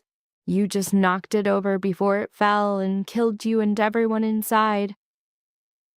The car glided to a halt in front of a building with no name. Dante got out and offered his hand. She took it, letting him guide her. The place was obviously private, its only feature, a guard at the door who gave Dante a respectful nod. The place was a haven of power, paneled in dark wood and furnished with old leather, designed for quiet plots and the clink of ice in expensive glasses. Dante led them to a private chamber. A spread of bread, fruit, and cheese was arranged on the table, a silent recognition that this war would need fuel. Arya dropped into a chair, staring blankly at the meal, the thought of eating a bitter joke. You need this, Dante said, setting a glass of golden liquor before her. Adrenaline doesn't last. I'm fine. No, you're not. Drink it. She did as he said. The scotch was top shelf, a clean burn that cut through her emotional paralysis, leaving a pleasant fire behind. Marco slumped into a seat. I can't believe it's real. I knew it was coming, but to see it. Jessica's tone, like shattering crystal, sliced through his words. We haven't achieved anything. Tonight was just the flashy opening. The hard part starts now. Arya's voice, when it came, was thin. That wasn't the hard part? That, Jessica replied, her eyes already locked on her tablet, was theater. Necessary, satisfying theater, but just the first move. Legal briefs scrolled up the display. Come Monday, this fight goes to court. Victor's lawyers will unleash hell. Will face counterclaims, dismissal motions, claims of NDA violations. They will paint you as a bitter, unstable ex-wife spinning lies for vengeance. But there's proof! Proof they will distort. Proof they will call fraudulent. Proof they will argue was co-created or is protected by spousal immunity. Jessica looked up from the glowing screen for only a second. I have absolutely no doubt we will win in the end, Jessica stated. But it's going to be a long, brutal war. Think months, maybe years. And it will be vicious. The real price of her revenge landed on Arya like a suffocating weight. She had been so focused on this one evening, on breaking Victor, that she never once thought about the morning after. I can't, she started, her voice choking. I can't do this for years. You won't have to, Dante said from the other side of the room. Not alone. Her eyes found his. He was just watching her, propped against a wall, his gaze intense and steady. What does that mean? She asked. It means you're not a victim anymore. You have assets, you have protection, you have a war council right here. He motioned to Marco and Jessica. The person who ran from Victor's house 6 weeks ago doesn't exist. You've been reforged. Reforged into what? A weapon. The word hung in the air. Arya mulled it over, feeling its weight. A weapon. Is that what she was now? The spell was shattered by Marco's phone vibrating. He let out a small chuckle. You have got to see this. Victor's in federal custody. Someone leaked it. Pictures are already online. He held out his phone, showing a grainy photo of Victor in the back of a black car, his expression a tight knot of fury, or maybe pure terror. Arya waited for a feeling, anything, joy, justice, even peace, but inside there was nothing but a dead calm. "I'm going out," she said abruptly, standing. "I need some air." "Arya," Dante started. "I'm okay. Just give me a minute." She was out the room before he could say more. From a small hidden terrace, a garden unfolded below, so perfectly sculpted it felt like a mirage. Leaning on the railing, Arya found the air was too thin to breathe. It was done. Victor was destroyed. She had taken back her name, her life's work, her entire being. Why then did this victory feel so much like losing everything that mattered? A door clicked open behind her. She didn't turn. "Dante, I need to be alone." "That's not possible. Our deal requires I stop you from doing anything foolish." His voice was casual, but as he came to her side, his gaze was laced with true concern. "What's going on in that head of yours?" "Nothing, and the end of the world." Arya's eyes remained fixed on the scar den. "I thought I would feel different." "How so?"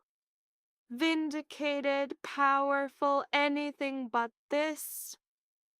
At last she turned, letting him see the desolation in her eyes. "I just publicly executed my husband in a room of 400 people.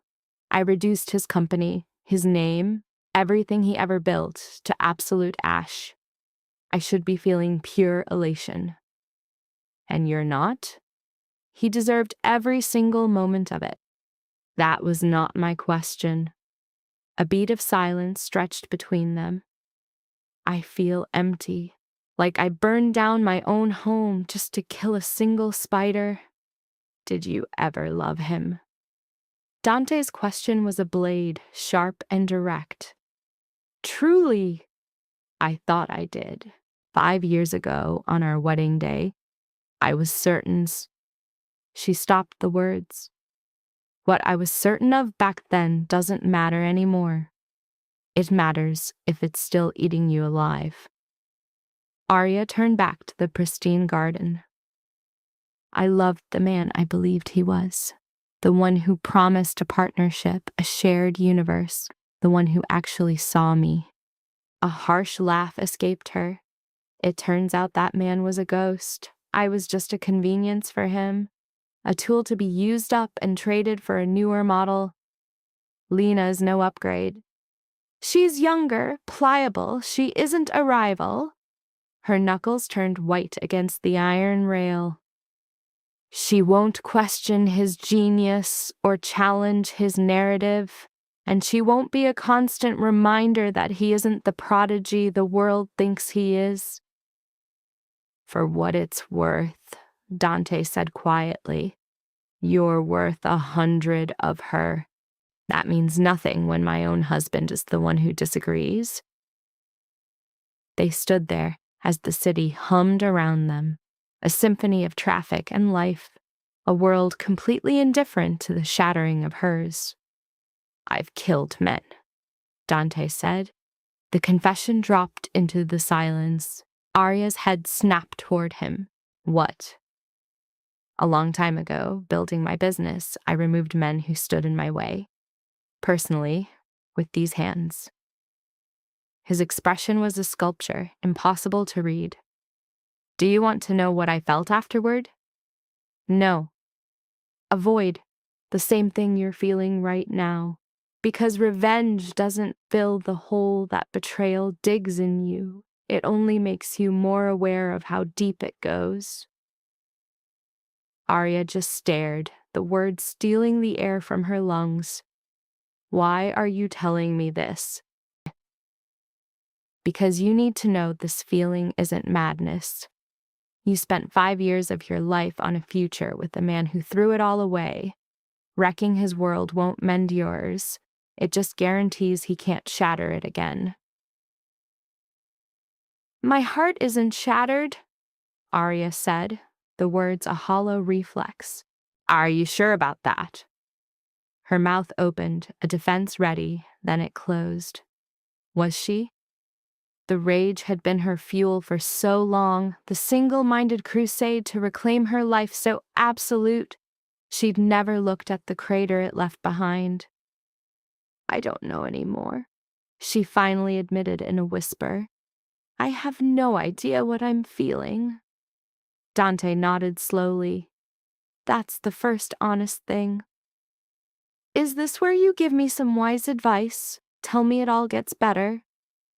No, this is where I tell you it gets different. The pain changes shape. The anger cools.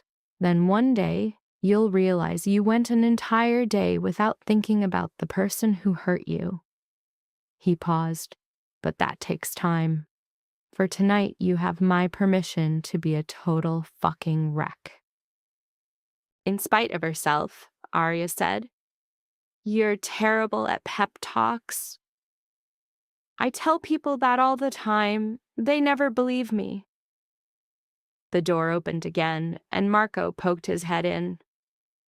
Sorry to interrupt, but Jessica says we need to make some decisions for Monday. Also, the press knows you're here.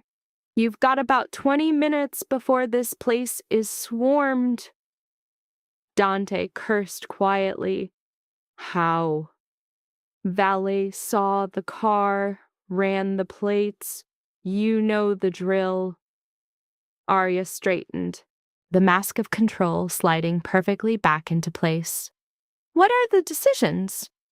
Do we file Monday morning or hold off, issue a statement or stay silent? And do you want a fast, clean settlement, or are you ready for a long, bloody war? Marco's face was etched with sympathy. It's a huge call. 5 minutes, Dante said, a quiet command. Marco disappeared. Arya took one breath, then another. We file Monday. I'll give a short, cold statement with no emotion, and I want a settlement. I won't waste the next 2 years of my life in a courtroom. Are you certain? No, but that's what we're doing. She faced him, her eyes locking with his. Thank you for tonight, for all of it. We had a deal. We had a contract. This, she gestured around them. This was something more.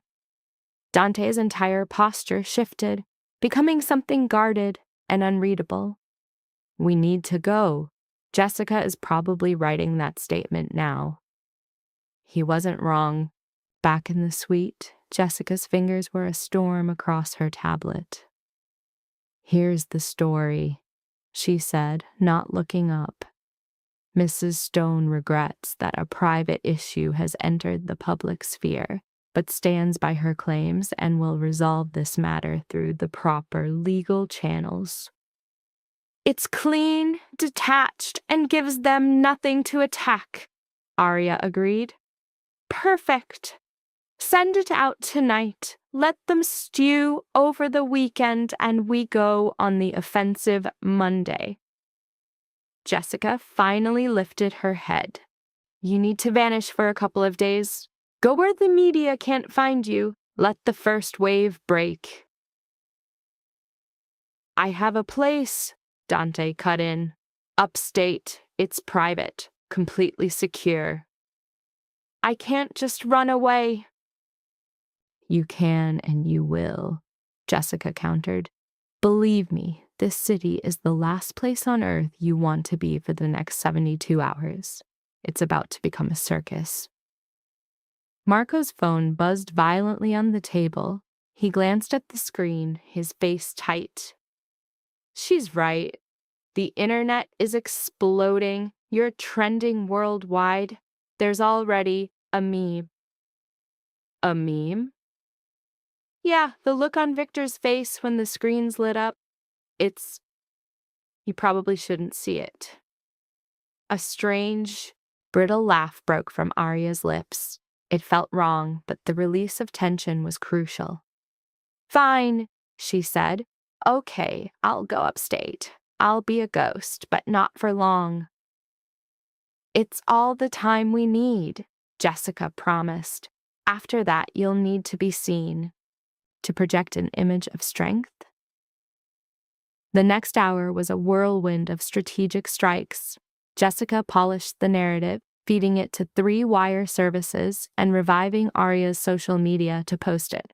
Marco handled the media deluge, repeating the same sterile, approved lines to every reporter. Dante, meanwhile, arranged the sanctuary upstate through channels Arya didn't want to think about. When they finally slipped out, a service exit to a waiting car, it was after midnight. Arya was hollowed out by a soul-deep weariness that only comes from emotional combat. The ride to Dante's apartment was thick with silence. Marco had stayed behind. Jessica had been dropped at her firm. She'd said there was still work to do. That sleep was for people who weren't billing by the hour.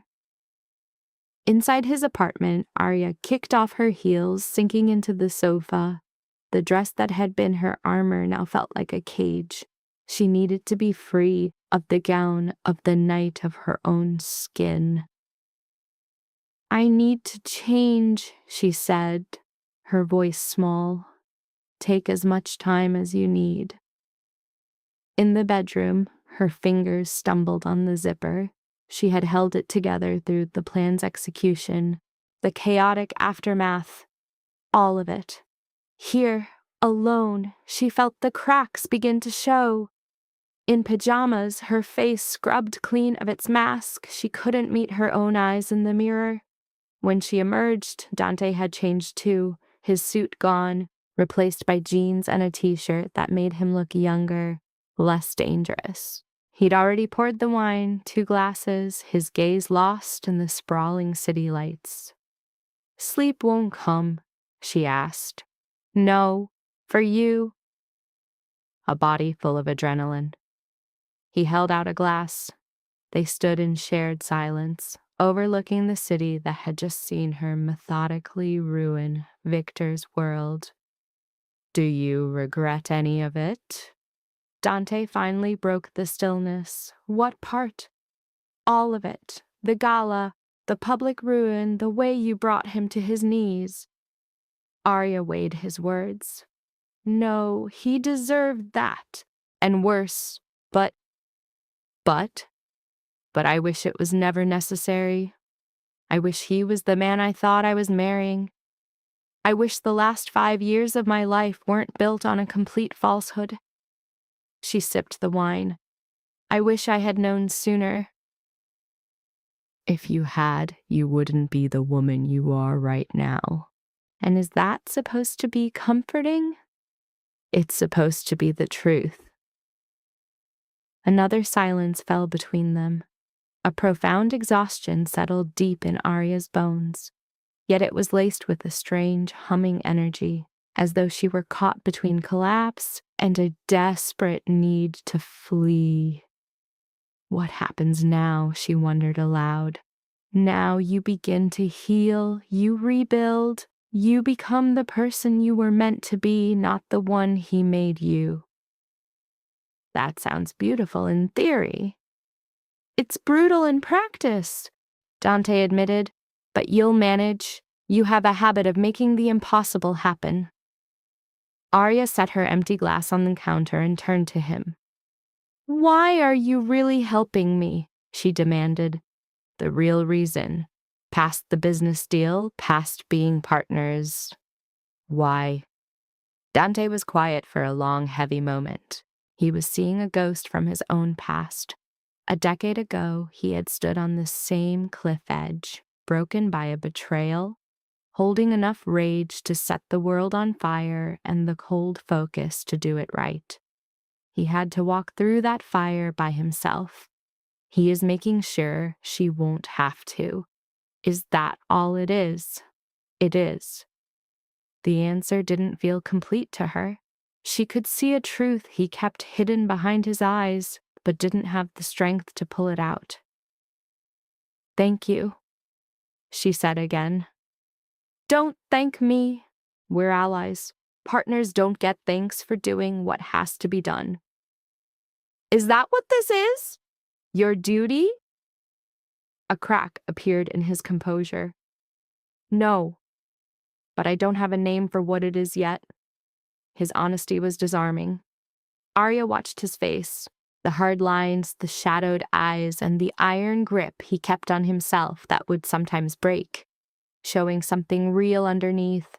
All right, she finally breathed out. When you find the name for it. A quiet understanding passed between them, with the city lights twinkling miles below. The future was a terrifying emptiness, but it hummed with a strange, unlikely promise. Then, her phone vibrated, shattering the peace, and again, she pulled it out. 53 new messages, 112 notifications, 3 missed calls from blocked numbers. You should turn that off, Dante said. I know. Right, but she scrolled through them anyway. Most were ghosts from a life she had just burned to the ground. Old colleagues, estranged friends, people who had disappeared when she became Victor's wife. Now they were all crawling back, offering fake support, digging for gossip, or just wanting to be near the train wreck. A single name made her stop. Catherine, the board member who had stood up to Victor at the gala. 2 words. Call Monday. What is it? Dante asked. The board wants to talk to me. About what? I'm not sure, but it has to be about the company's future. Do you still care about the company's future? Arya had to actually think about it. Did she? She had helped build that company from nothing, poured 5 years of her life into it. But it was also the beautiful prison that had trapped her, a monument to Victor's ego built with her own blood. I don't know, she confessed, her voice raw and honest. Ask me again when I've had some sleep. Fair enough. She turned her phone off, the device clattering onto the counter with a quiet finality. I am going to try and get whatever sleep I can, she declared. Wake me if the world ends. The world already ended, Dante replied. This is just the fallout. A real laugh escaped Arya, not the broken, empty one from before. You are truly terrible at this. I know. She left him by the massive window and found the bedroom. The sheets felt cool, the bed like a small piece of heaven. She closed her eyes, begging for oblivion. It didn't come. Instead, the night played out again on a brutal, repeating loop. The look on Victor's face when the screens lit up, Lena's shattered expression, the poisonous whispers, and the one moment she took back what was hers. She had won. Completely and totally. So why did winning feel so much like being hollowed out? Arya woke to sun cutting through curtains she'd forgotten to draw. A steady ache throbbed behind her eyes, and her mouth tasted of stale wine and regret. She instinctively reached for her phone, then remembered it was off. A smart move. Her past self had been looking out for her. The apartment was completely silent. She walked to the kitchen and found a note on the counter in Dante's precise handwriting. Handling things. Coffee's fresh. Leave the phone off. The coffee was still hot. Arya poured a mug and took it to the window. A Sunday morning in the city looked entirely, falsely peaceful. People walking dogs, runners on the paths below, couples heading to brunch, as if the world hadn't just watched her incinerate her husband's legacy on a live feed. You would think she'd be celebrating victory, justice, all that. Instead, all she felt was an exhaustion that went straight to her soul. Her phone sat on the counter like an unexploded bomb. She finally gave in and powered it on. A digital flash flood hit instantly. Hundreds, maybe thousands of notifications. Her inbox was completely swamped. Her social media, dead for years, exploded with new followers, comments from strangers, and marriage proposals from men who apparently found a wife's revenge attractive. She was scrolling numbly when one email stopped her cold. The subject was blunt. "We need to talk. Catherine Reeves, Hale Enterprises Board." Arya tapped it open. "Miss Stone, you're no doubt being swamped, so I'll be quick. The board had an emergency meeting last night. Victor is on indefinite leave, pending an SEC investigation. We need a leader now, and you're the only one who really knows how this company works. Can we meet? Tomorrow, 10 a.m., my office. I think you'll find what we have to offer is compelling. Catherine Reeves." Arya read it once, then again, then a third time. They actually wanted her. Not as Victor's shadow partner, but as what? The new boss, the fixer, the one who had to clean up the mess left by his downfall. She was staring at the screen when Dante came back, holding bags that smelled like breakfast. He saw the phone. "So you plugged back in. You don't own me." "No, but I'm the one trying to keep you from making huge mistakes while you're still processing the trauma." He set the food down. "What's the fire now?" Arya just handed him the phone. Dante read it, his face a perfect neutral mask. "Are you going?" he asked. "I don't know. Should I? That's not my decision to make." "But what's your gut telling you?" Dante thought for a second. "My gut says Catherine Reeves is a stone-cold genius who takes no prisoners. She didn't get on that board by being nice. If she's calling you, it's because she sees a strategic opportunity for her or for me. Both, probably." He started laying out the food: eggs, bacon, some fancy-looking pastries. "The real question is, do you even want what she's selling? I don't know what it is." "Then you have to find out. Take the meeting, just listen. You don't have to say yes to anything." He passed her a fork. "But eat this first. Bad decisions are usually made on an empty stomach." The food was incredible. Arya hadn't known how hungry she was until that first bite. They ate in that easy silence that only happens with someone you know you can trust. "Jessica called while I was out," Dante said after a while. "The press release worked. The media is mostly on your side. A few places are trying to paint you as a crazy, vengeful ex, but we expected that. And Victor, he's still under a microscope. His legal team is a total wreck. Marco says the board is already cutting him loose, canceling his appearances, and talking about their deep commitment to integrity." Dante's face was grim. "He's done, Arya. Even if the SEC doesn't press charges, his name is pure poison now." "Good," Arya said. Then quieter. "Is it wrong that I don't feel any satisfaction from this?" "No. It just means you're not a monster." She had yearned for this, imagined the complete wreckage of his life. But there is a universe between the fantasy of a thing and the chaos of its aftermath. As Dante poured more coffee, he gave voice to her turmoil. "You shared 5 years of your life with him. Some part of you still sees the man you once thought he was. That isn't a flaw, it's just how memory works."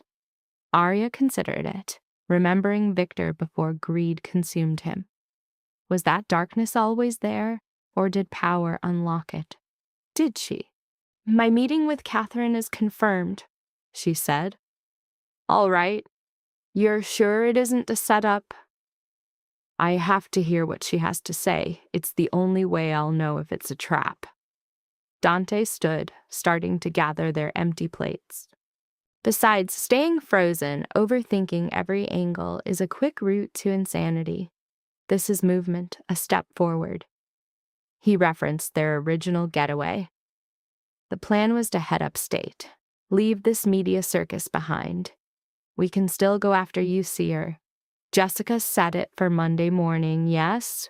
You meet Catherine at 10, sign the papers at noon, and we're gone by 2. He paused, giving her an escape.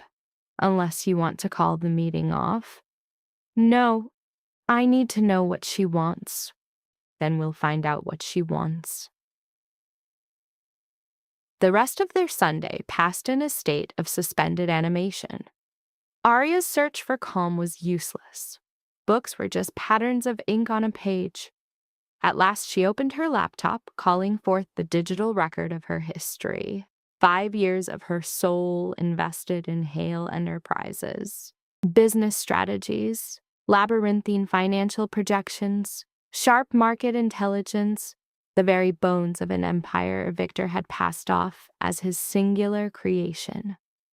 Looking at it now, with eyes no longer veiled by affection, she recognized its genius, the pure scope of what she had architected alone. It was suddenly obvious why Victor had kept her hidden. If anyone had found Puppet Master, they'd have wondered why she wasn't sitting in the throne. "What are you up to?" Dante's voice was a soft sound from behind her. "Just reminding myself of my worth." The shadow of a smile touched his face. "Good. Don't forget it by tomorrow." That night, Arya slept. It wasn't peaceful, but it was deep. She dreamed of conference rooms and classes, of a version of herself who wore influence like a tailored suit. Unforgettable, dangerous, and sharpened to a razor's edge. Monday morning crashed in with brutal haste. Arya dressed with focused intent, choosing a charcoal suit with severe, minimalist lines. It conveyed competence. It conveyed control. It was the uniform of someone there for a transaction, not for forgiveness. Dante drove to Catherine's arranged meeting spot, a place insulated from the news crews camped outside Hale Enterprises. Catherine had chosen a high-end law firm downtown where she kept a private office. "Want me to come up?" Dante asked when they pulled over. "No, I have to walk this path by myself." "Signal if you need extraction."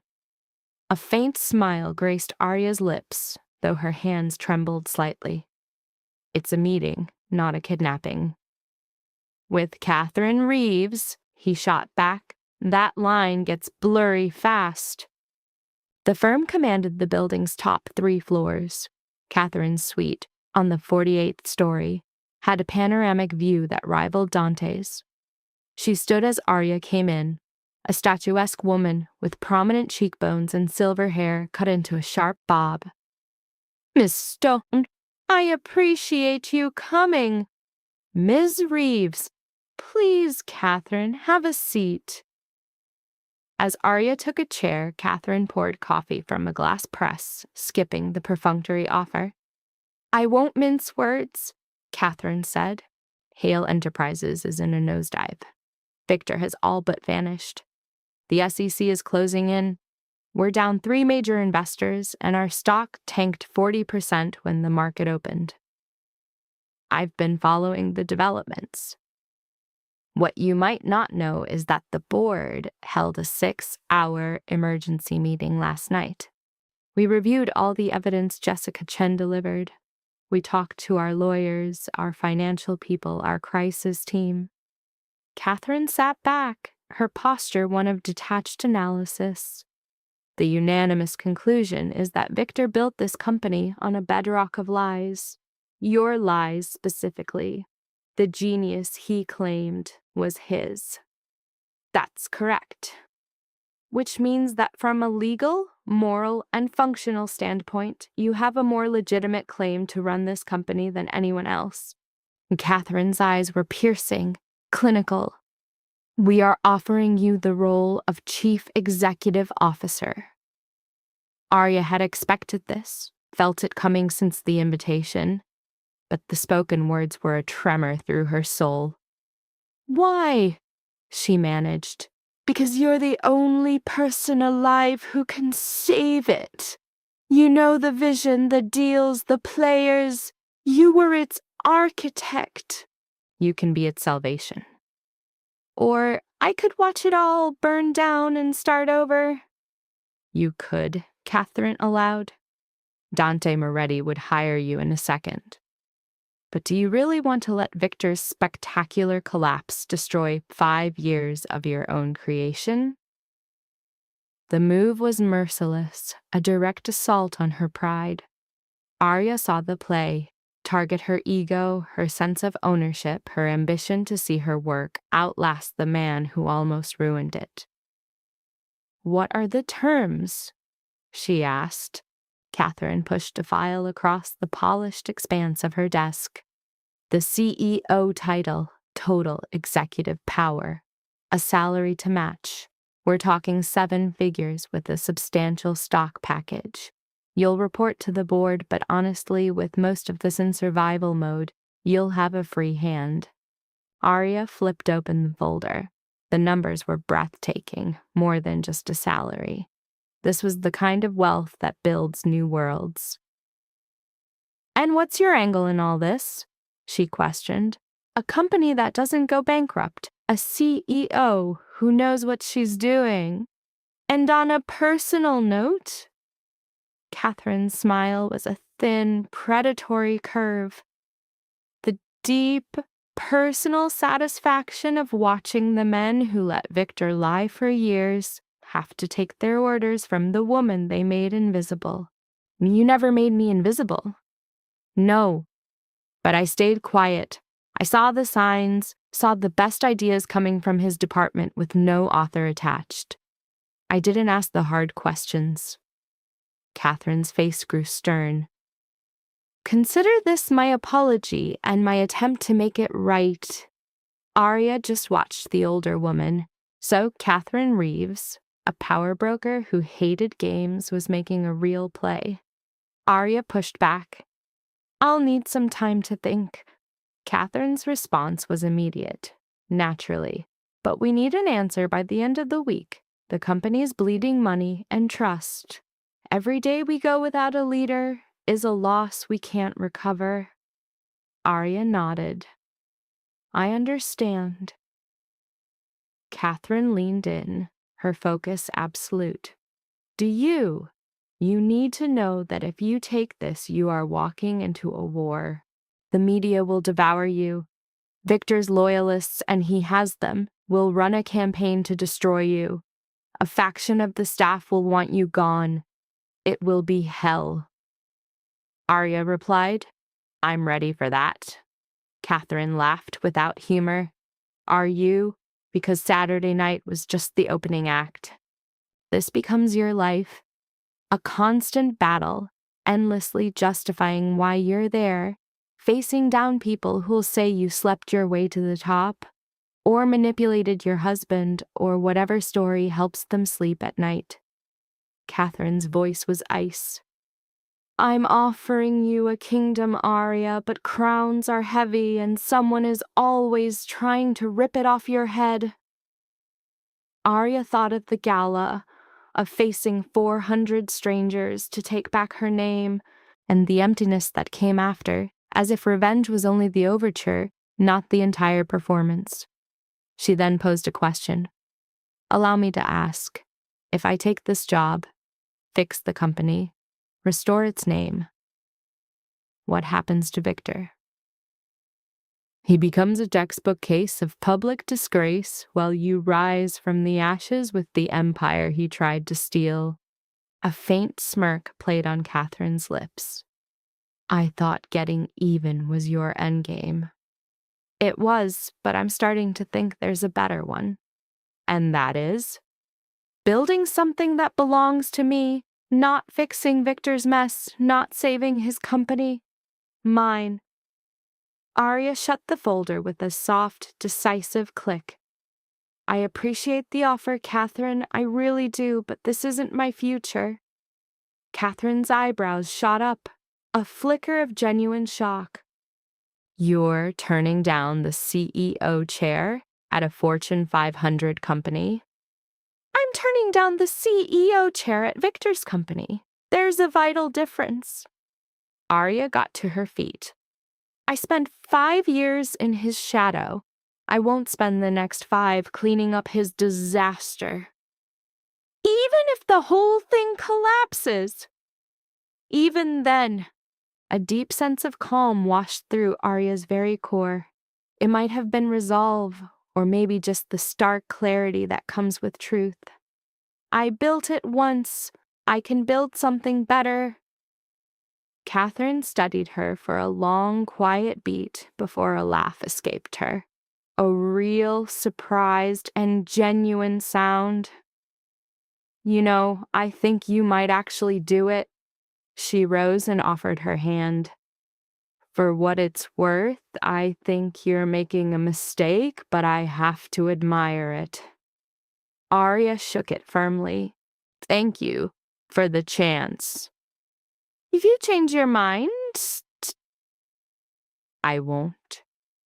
Walking out of Catherine's office, she felt lighter than she had in ages. In the elevator, she pulled out her phone and sent a text to Dante. It's over. Meet me downstairs. He was already there, leaning on the car as if he had all the time in the world.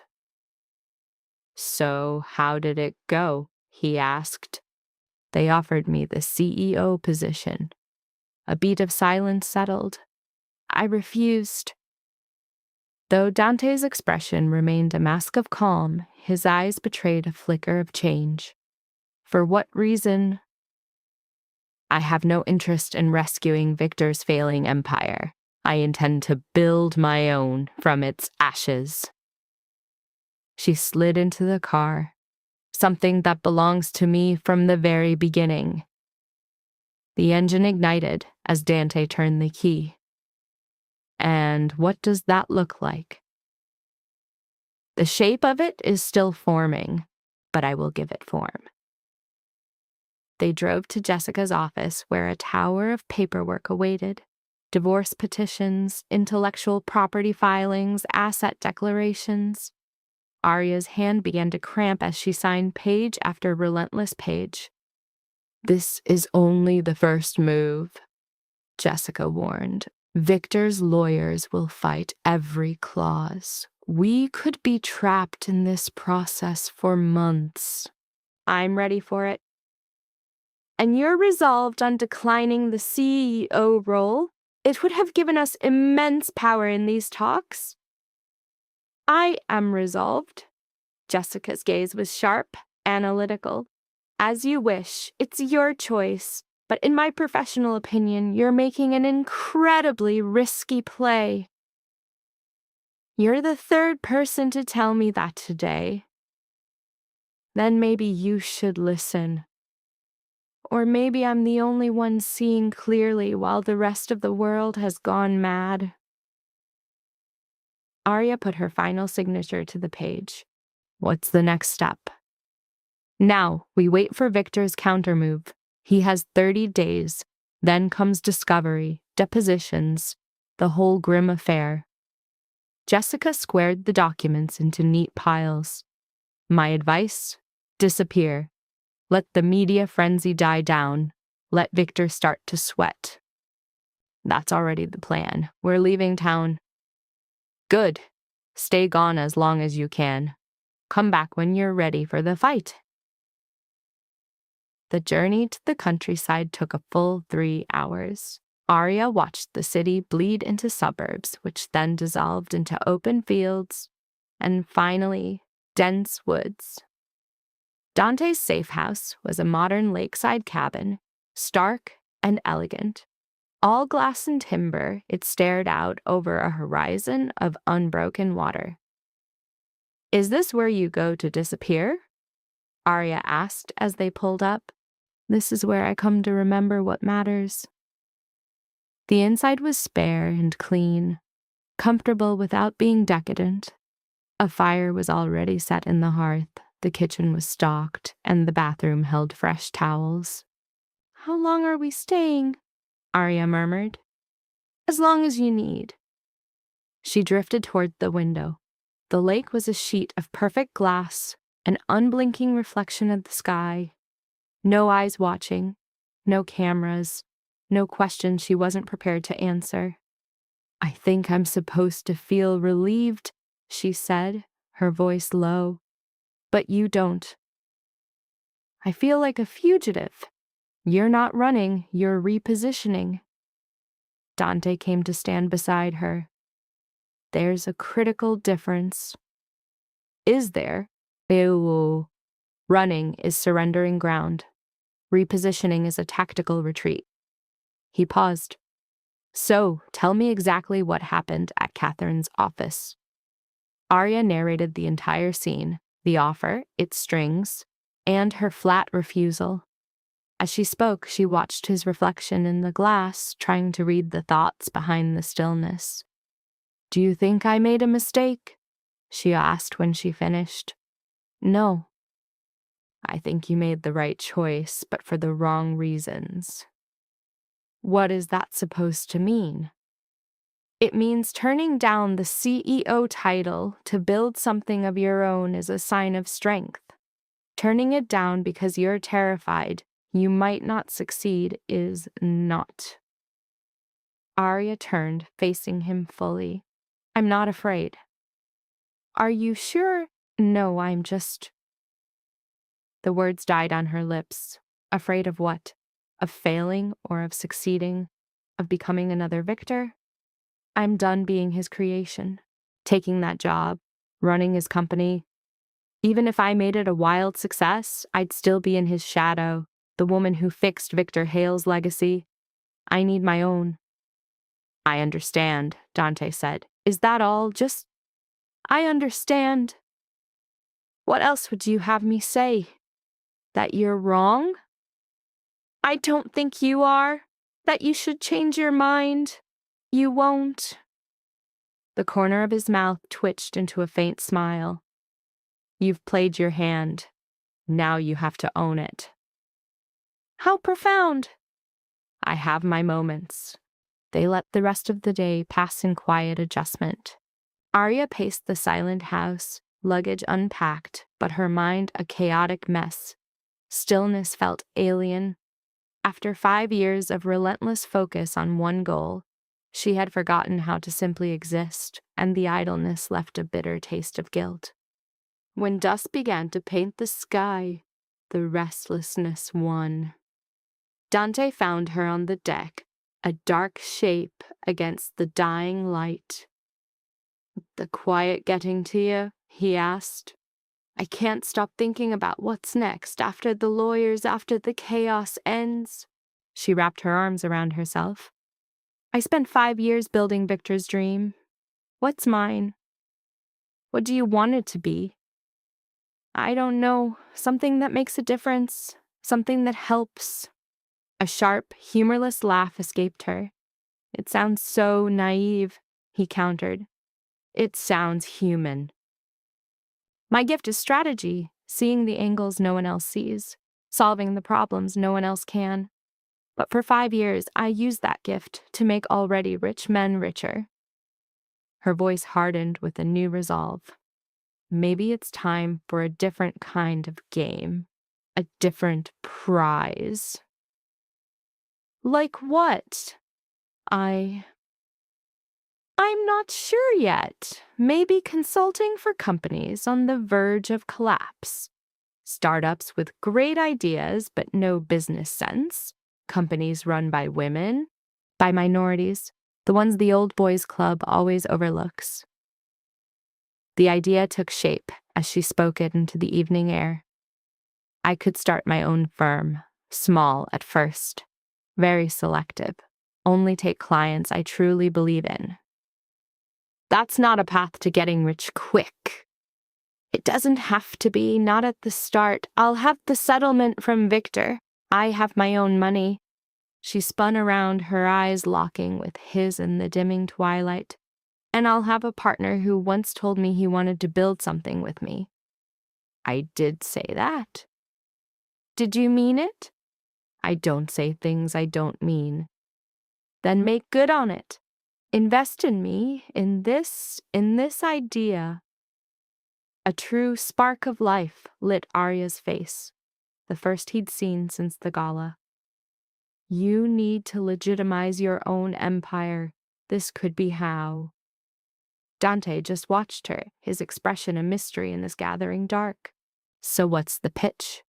Strategic consulting for the underdogs. I have the expertise, you have the capital and the network. We back the innovators, the women and minorities the VC funds ignore. We take equity, not fees. When they win, we win. And when they fail, we learn. The startup world has maybe a 30% success rate. But with real strategic guidance, that number jumps to 60. I've run the data. Arya could feel the architecture of a new life building around her in the quiet, a life that was finally hers. We'd be ruthless in our selection, only backing true potential. When we hit, we'll hit big. And if we don't, then we go down together. Dante was quiet for a long moment as the first stars pricked the deep purple sky. All right, he said finally. All right, I'm in, but I have 2 conditions. Name them. First, we're actual partners. Equal split, equal say. I'm not some silent backer who just writes checks. Done. And second, he let the word hang in the air. Second, you have to kill the part of you that thinks you're not good enough for this. You built an empire from scratch once. You'll do it again, but only if you let yourself believe you can. A knot of tension in Arya's chest finally loosened its grip. Deal. They shook on it, a hard, final gesture that marked the beginning of something new. The days that followed were a blur of creation.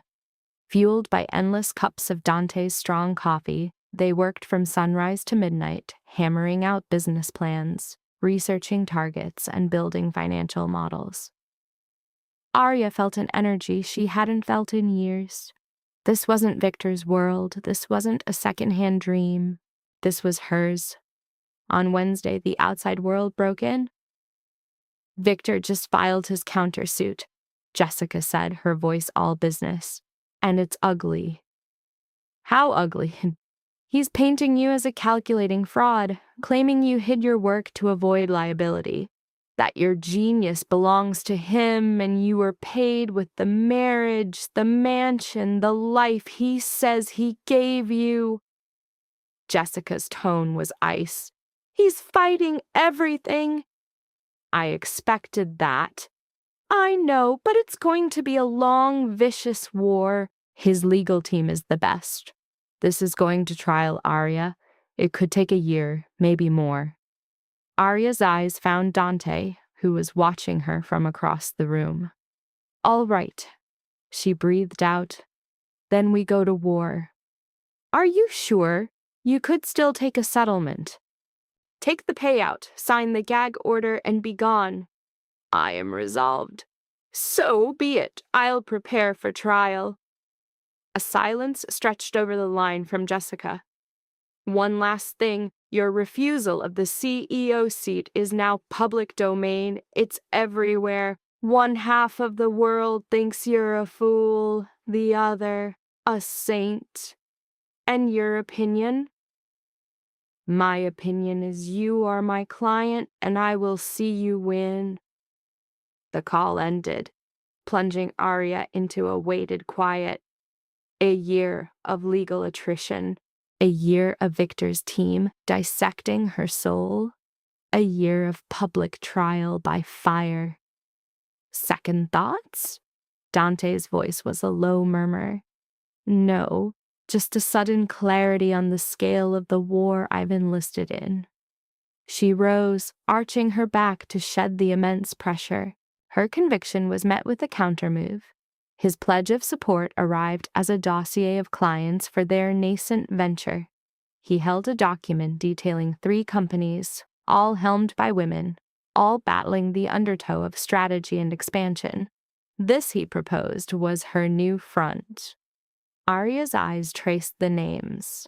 An ethical fashion house, a tech company engineering accessibility software, a food charity for forgotten neighborhoods. They were more than business leads, she knew. They were statements of purpose.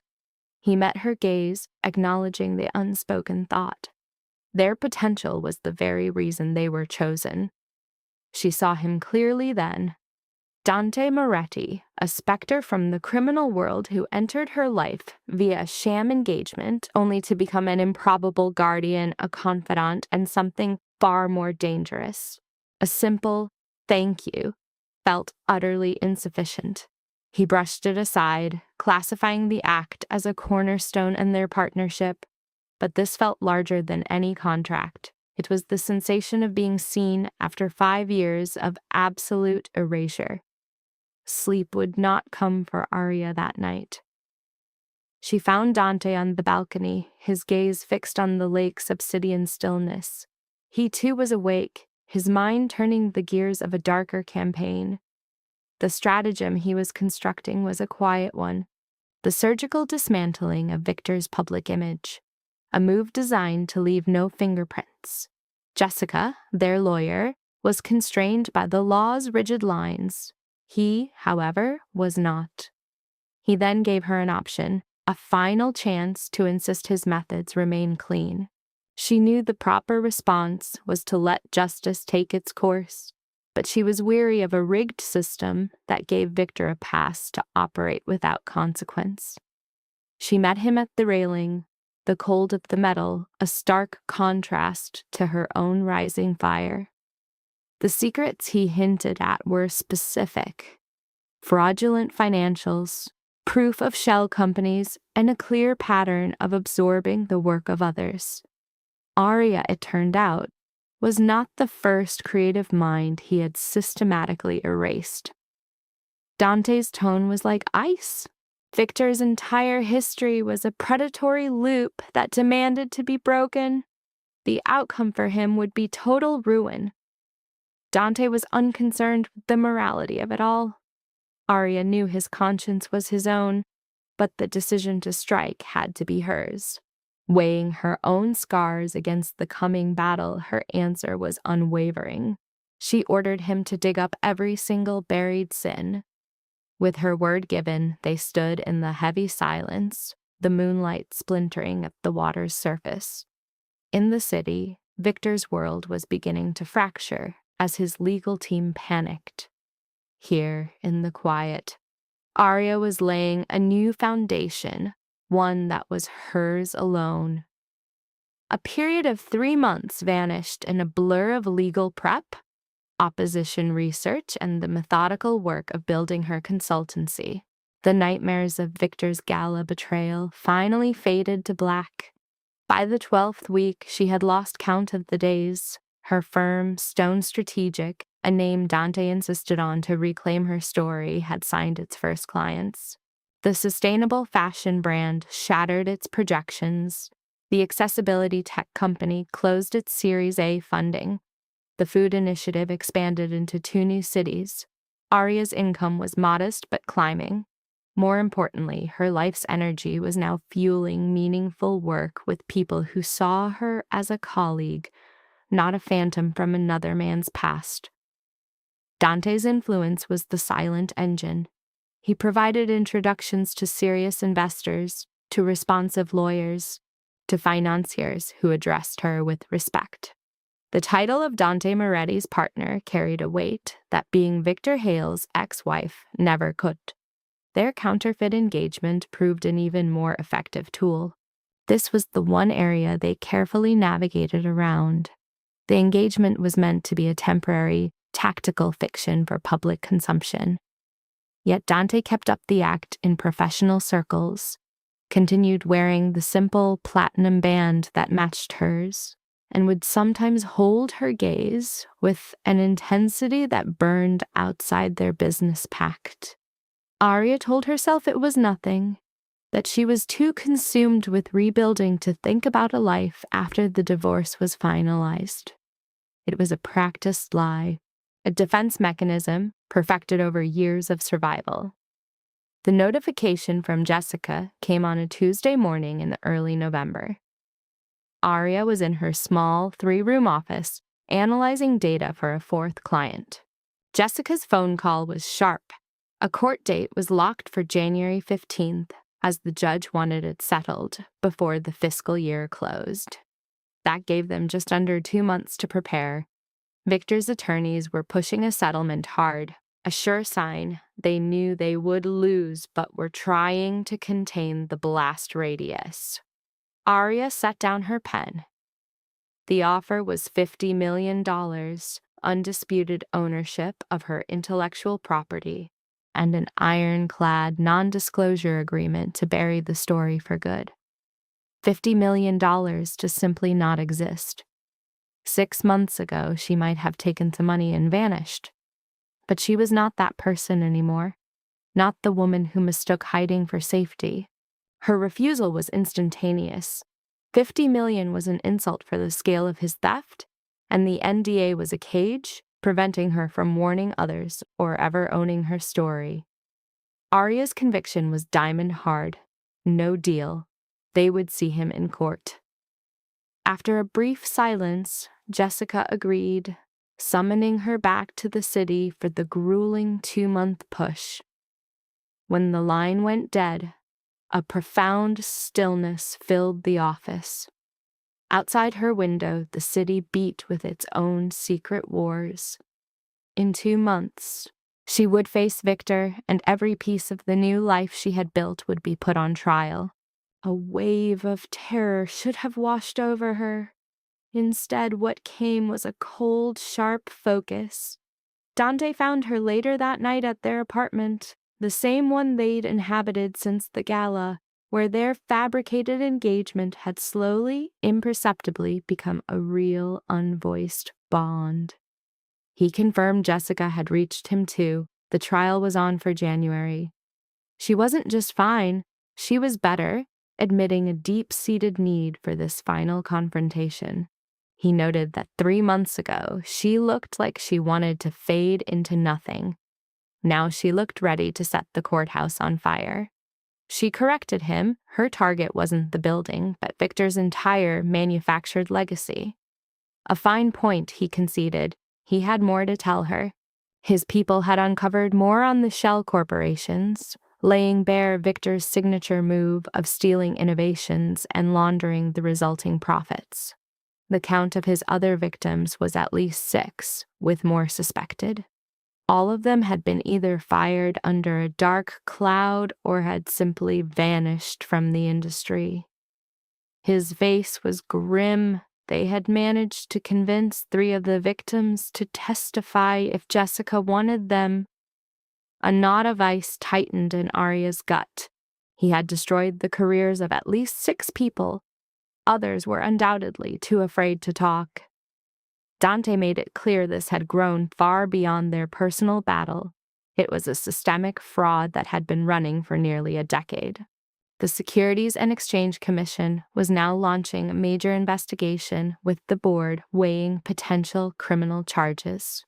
The list could include wire fraud and tax evasion.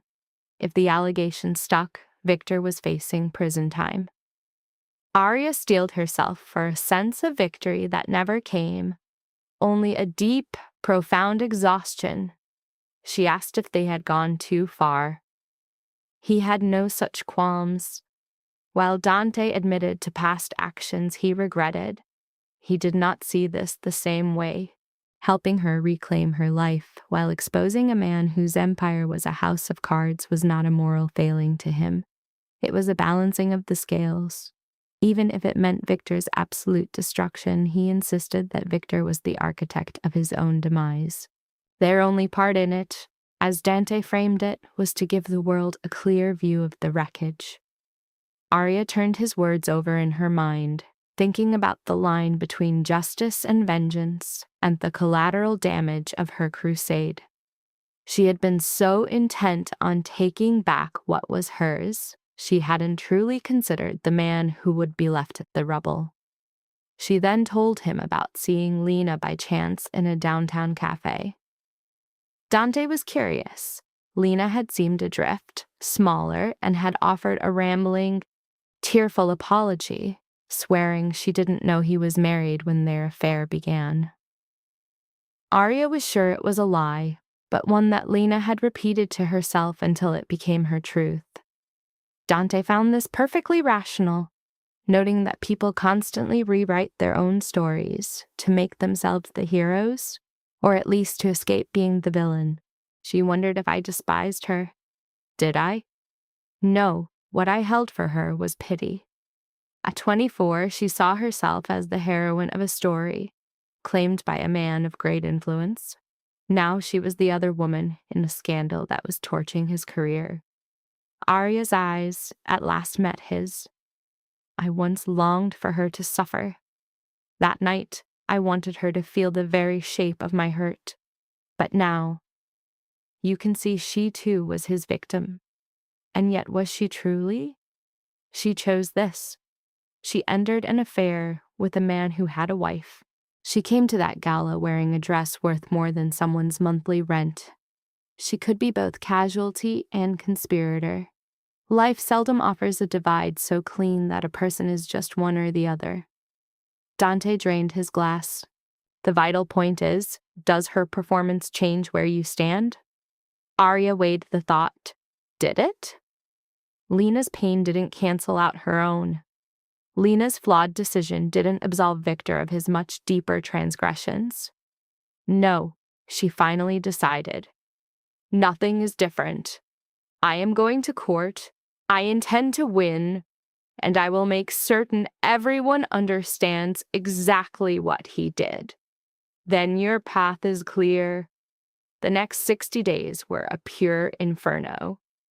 Jessica put Arya through grueling mock trials, brutal interrogations, and scenarios crafted to discover her limits.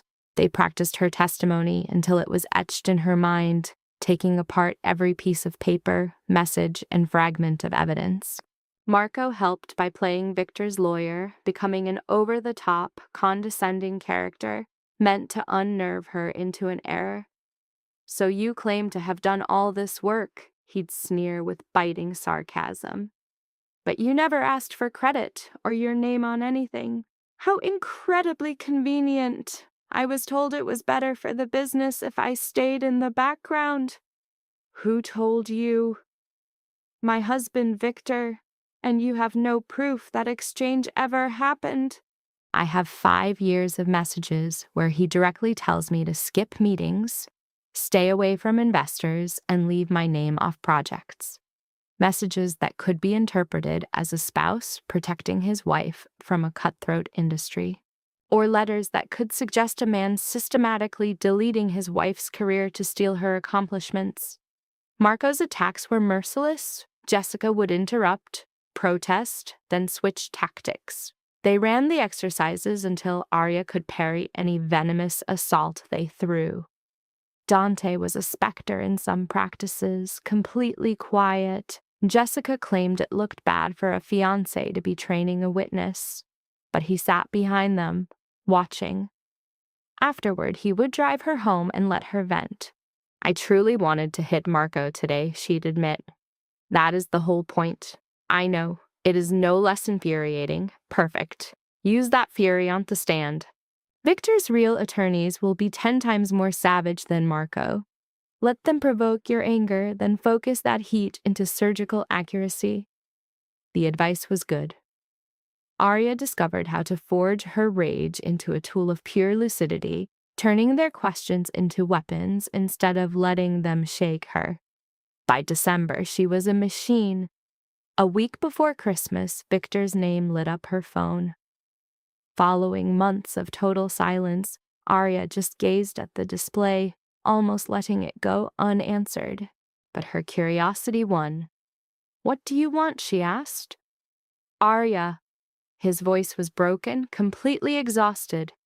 "I have to see you. There is nothing to talk about. Whatever you have to say can be relayed through Jessica. Please, only 5 minutes, face to face, somewhere with people."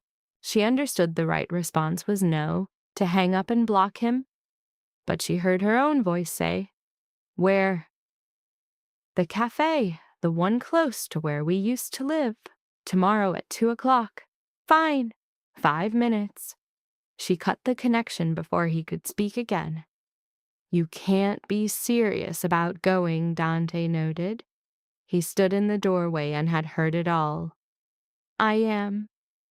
What for? I have to listen to what he says.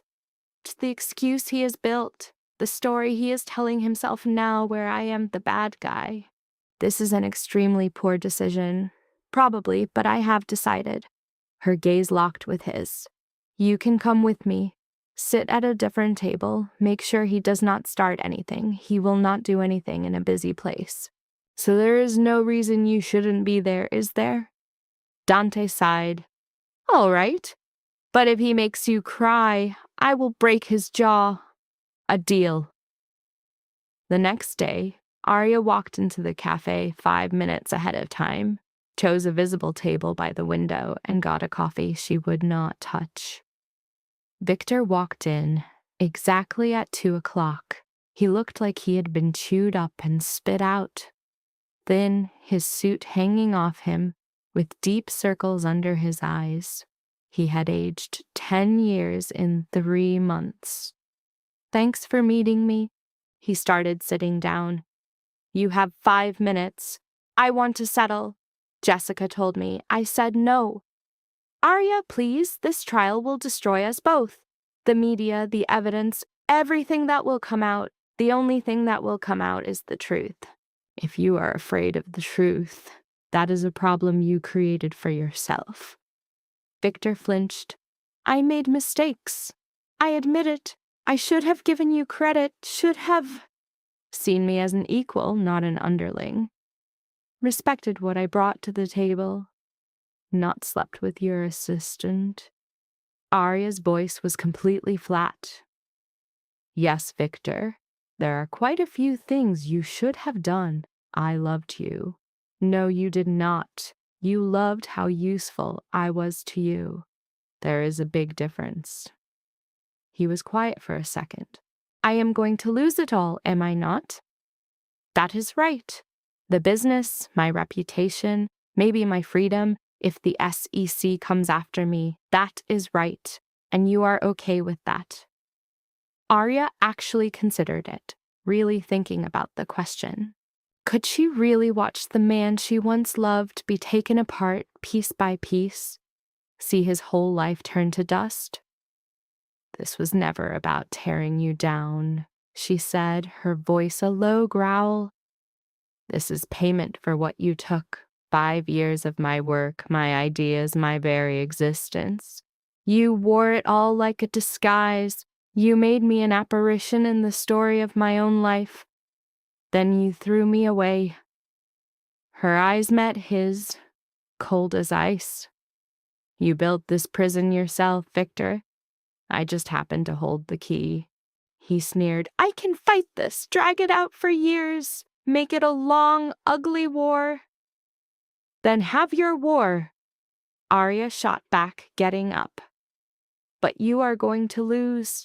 I have the papers, the people, and the single thing you never could get, the truth. She was out the door before he could form a reply. Dante's car was parked across the street, a quiet getaway. She got in and he drove off. Are you okay? He inquired after a beat. Actually, I am. A peculiar feeling of relief settled over Arya. Seeing Victor so broken and empty had finally closed that old wound. He tried to offer a deal, she mentioned, claimed the trial would destroy both of us. And what did you say? I told him he could watch it all burn.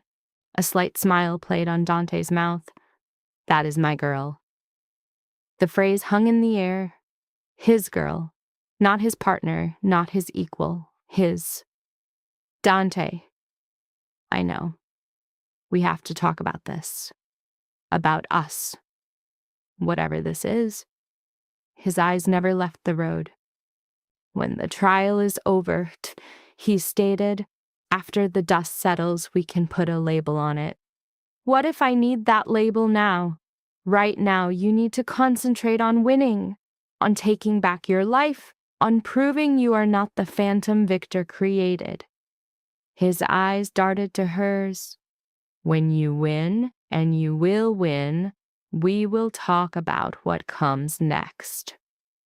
The delay should have made her mad, but a deep sense of peace washed over her. One battle at a time.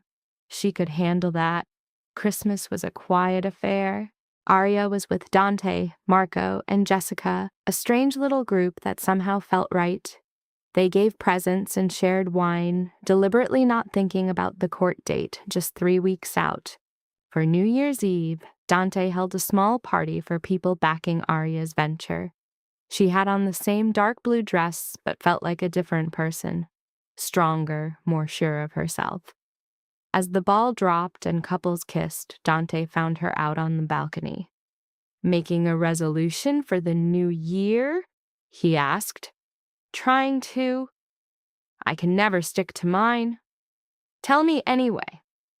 "I want to stop being afraid." "Afraid of what? Winning?" "Losing. Of being noticed." She turned to look right at him. "For 5 years, I made myself small because I thought that is what love cost. I need that to be over." "That is not silly. That is brave. What about you?" Dante hesitated, the city lights mirrored in his eyes. "I want to stop lying to myself about what I want." "And what do you want?" His eyes locked with hers, and a whole world passed in the silence. Then he stepped forward and kissed her. It was slow, deliberate, and completely outside the bounds of their business arrangement. When he pulled away, her pulse was hammering. "We agreed after the trial," she managed out of breath. "I agreed," he corrected. "You asked what I want. That is your answer." A small smile touched his face. "But you are right. After the trial, when you have won. When this is all done, we will do this the right way." "And what if I cannot wait anymore?" "Then do not. But this must be real, you know. Should it happen? Not a spectacle, not a corporate maneuver. It must be entirely authentic." At that, something deep inside Arya finally broke. "Done. Done. We will handle this the right way after the trial is over." They stood there as the party wound down, their words a quiet contract sealing a new future. January 15th dawned with a bitter chill. Arya wore a gray suit like battle dress, her composure a shield. Jessica was waiting in the courthouse steps. "Are you ready?" her lawyer asked. "As I'll ever be." The courtroom was a media circus. The press gallery was packed to capacity. Victor's legal counsel exuded expensive confidence.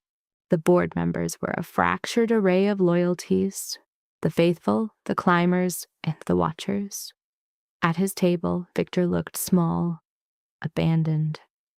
Lena was notably absent, along with his other former allies.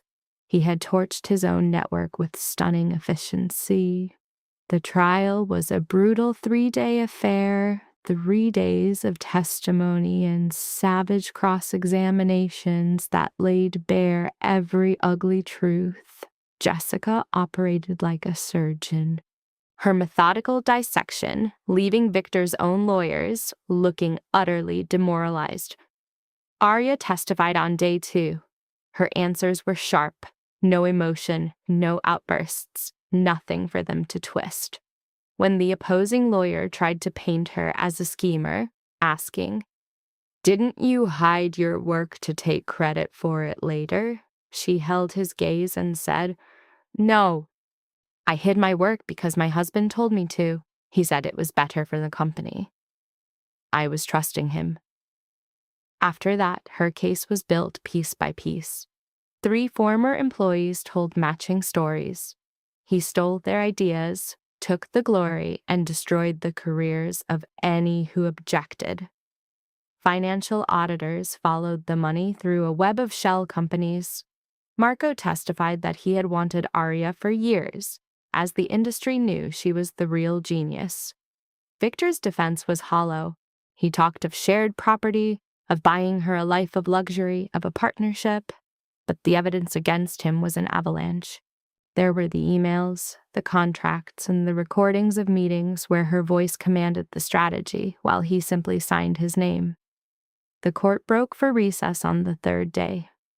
2 hours later, Victor's attorney opened settlement talks. The offer was $150 million, full rights to her intellectual property, no gag order, and a public statement confirming her work. Jessica looked at Arya. This is a strong offer. A judge's verdict could be less. What's your read? My read is that you've already won. The truth is out there for everyone to see. Every financial reporter in the country has picked this story apart. Taking the deal just brings the end sooner. Arya weighed her choices. A judge's slow, methodical ruling versus the fast road to freedom. Counteroffer, she said. $200 million, and he apologizes publicly. He also resigns from every board, every title, every company he's a part of, wiped clean from the corporate world. A broad smile spread across Jessica's face. I'll make the call. They settled at $180 million, a written apology, and Victor's complete exile from Hale Enterprises. The judge signed off on the agreement by day's end.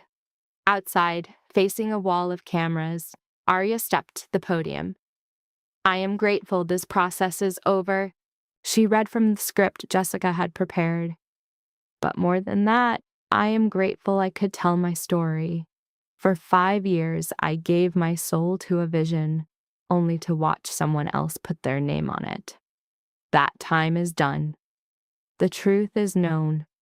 Now I'm building things that will carry my name and my name only. From the crowd, a reporter shouted, What about Victor Hale? Can you forgive him?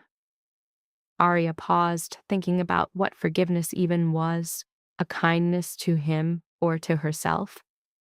No, I don't forgive him, she said finally. But I don't hate him. I am simply done with him. Done with the part of my life he took up. Done with his story being my story. She stared directly into a camera. I am building something better, something new, and it's going to be all mine. She moved away from the microphones. On the edge of the chaos, Dante was waiting. When she reached him, their fingers laced together. So, how does it feel? He asked quietly. Light. They walked out of the courthouse together. Behind them, the media storm raged with questions and flashing bulbs. The story would lead the news for days, but Arya did not look back, not even once. 6 months later, Stone Strategic had 12 employees, 8 clients, and a waiting list of companies eager to hire her. The fashion startup went public. The accessibility app was bought by a tech giant for $200 million. Arya's personal cut was a clean $20 million. Her new offices were in the same skyscraper as Dante's corporate headquarters. Separate companies, but connected. Partners in business and in life. The promise they made became real around March, and they made it official in April. A quiet ceremony by a lake with only Marco and Jessica as witnesses. No cameras, no big party, just the people who mattered. She kept her name, her independence, her hunger to build. Victor disappeared from the public eye. Rumor had it he was in Boston, consulting for some small firm, taking orders from other people. The fall from CEO to employee had to be a bitter pill. Arya searched herself for any shred of pity for him. She found absolutely nothing. Not all wounds heal, but you can always build a new life so large that it covers the scars. One warm summer night, she stood in her conference room, looking at a wall of client photos. Each face was a win. Each face was a life she had changed, a dream she had helped build. Dante came up behind her, wrapping his arms around her waist. "A penny for your thoughts?" he asked. "Just thinking how much has changed." Good changes?" "The absolute best." She turned in his arms. "This time last year, I was a ghost. Now." A smile played on her lips. "I feel unstoppable." He gave a low laugh. "I was going to say seen, but unstoppable works too." "You've earned it." He kissed her forehead. "Come on." "Marco's here." He wants to pop a bottle of champagne to celebrate the Castellane deal. "But we didn't get Castellane." "No, but 3 of our clients are now buying its pieces since it broke up. Marco is calling it poetic justice. Of course, Marco sees poetry in stock prices." "He's not wrong, and this time he's right." They walked out together. In the main office, Marco was already opening the bottle, though it was only 6 p.m. "A toast to Arya Stone," he announced as they walked over, "for showing the world that real victory isn't just winning. It's building something so great that the person who hurt you becomes a footnote." They clinked glasses, to winning, to new starts, to a future they were writing themselves. And later, in the quiet of the home she shared with Dante, Arya watched the city lights blink on below. Somewhere out there, Victor was probably stewing in his own anger, telling himself she had stolen from him, never understanding she had only taken back what was always hers. Let him have his version of the story. Let him rewrite the past to make himself the victim. She had the truth, she had lived it, and she had built an empire on top of it. Her phone lit up. It was a text from a client, a young woman building a company to help poor communities. She had just closed her first big funding round. "I seriously could not have done this without you. You changed my life." A small smile touched Arya's lips. She typed back, "No, you changed your own life. I just helped you find the tools." It was a hard lesson she had learned about power. Real power isn't about control or taking credit or pushing others down to lift yourself up. It is in the act of making things. It's about using your own light to help someone else's fire catch. It is being seen not because you demand attention, but because your work inspires others to step out of the shadows. Victor never understood that. His idea of power was about owning people. He was wrong. For 5 years, Arya was a ghost, building someone else's dream. Now she stood in the light, helping others build theirs. That one change, from unseen to seen, from used to revered, from ghost to powerhouse, made every scar worth it. 5 years of her life were sacrificed to a man's pride.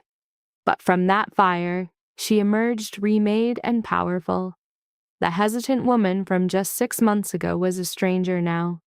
That ghost was shattered, betrayed, and governed by dread. This new version was something else entirely. This was Arya, unleashed.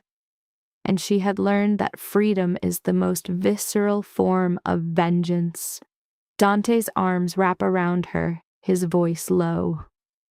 "What are you thinking about?" "How my greatest catastrophe became my greatest victory," she answers. "How so?" "Victor had to destroy my world so I could find the one I was meant to build." She relaxes into his hold. "If he hadn't discarded me, I'd still be shrinking in his shadow, propping up his hollow legacy." "Do you regret any of it?" he asks. Her mind flashes with the fury, the exhaustion, the courtroom drama, the image of Victor's empire crumbling. "No," she says at last. "I hate that it was necessary, but I don't regret the war. I don't regret taking back my own life. And I definitely don't regret this." "Good," he murmurs. Because you're brilliant at it. She turns to him. We're brilliant. We're partners. Partners, he agrees, and then he kisses her. Below them, the city is a tapestry of a million futures and a million sorrows. Out there, some other woman is watching her own world break apart by betrayal. Another is being made to feel invisible by someone she adored. Arya hopes they forge that agony into power, hopes they declare their own sovereignty and refuse to be erased. Because that's the real story. It isn't about getting even. It is a violent seizure of your own narrative. It's about claiming what belongs to you and creating a world so solid that no one can ever tear it down. Victor's campaign to make her nothing had a catastrophic flaw. It only succeeded in forging her into something indestructible. This, Arya realized, was the only conclusion that had ever mattered. It wasn't the legal triumph, which she won, nor his complete ruin, which she witnessed. It was her own ascent as the sole author of her story, a formidable woman who owed no one anything. All the rest was just noise from a life left far behind.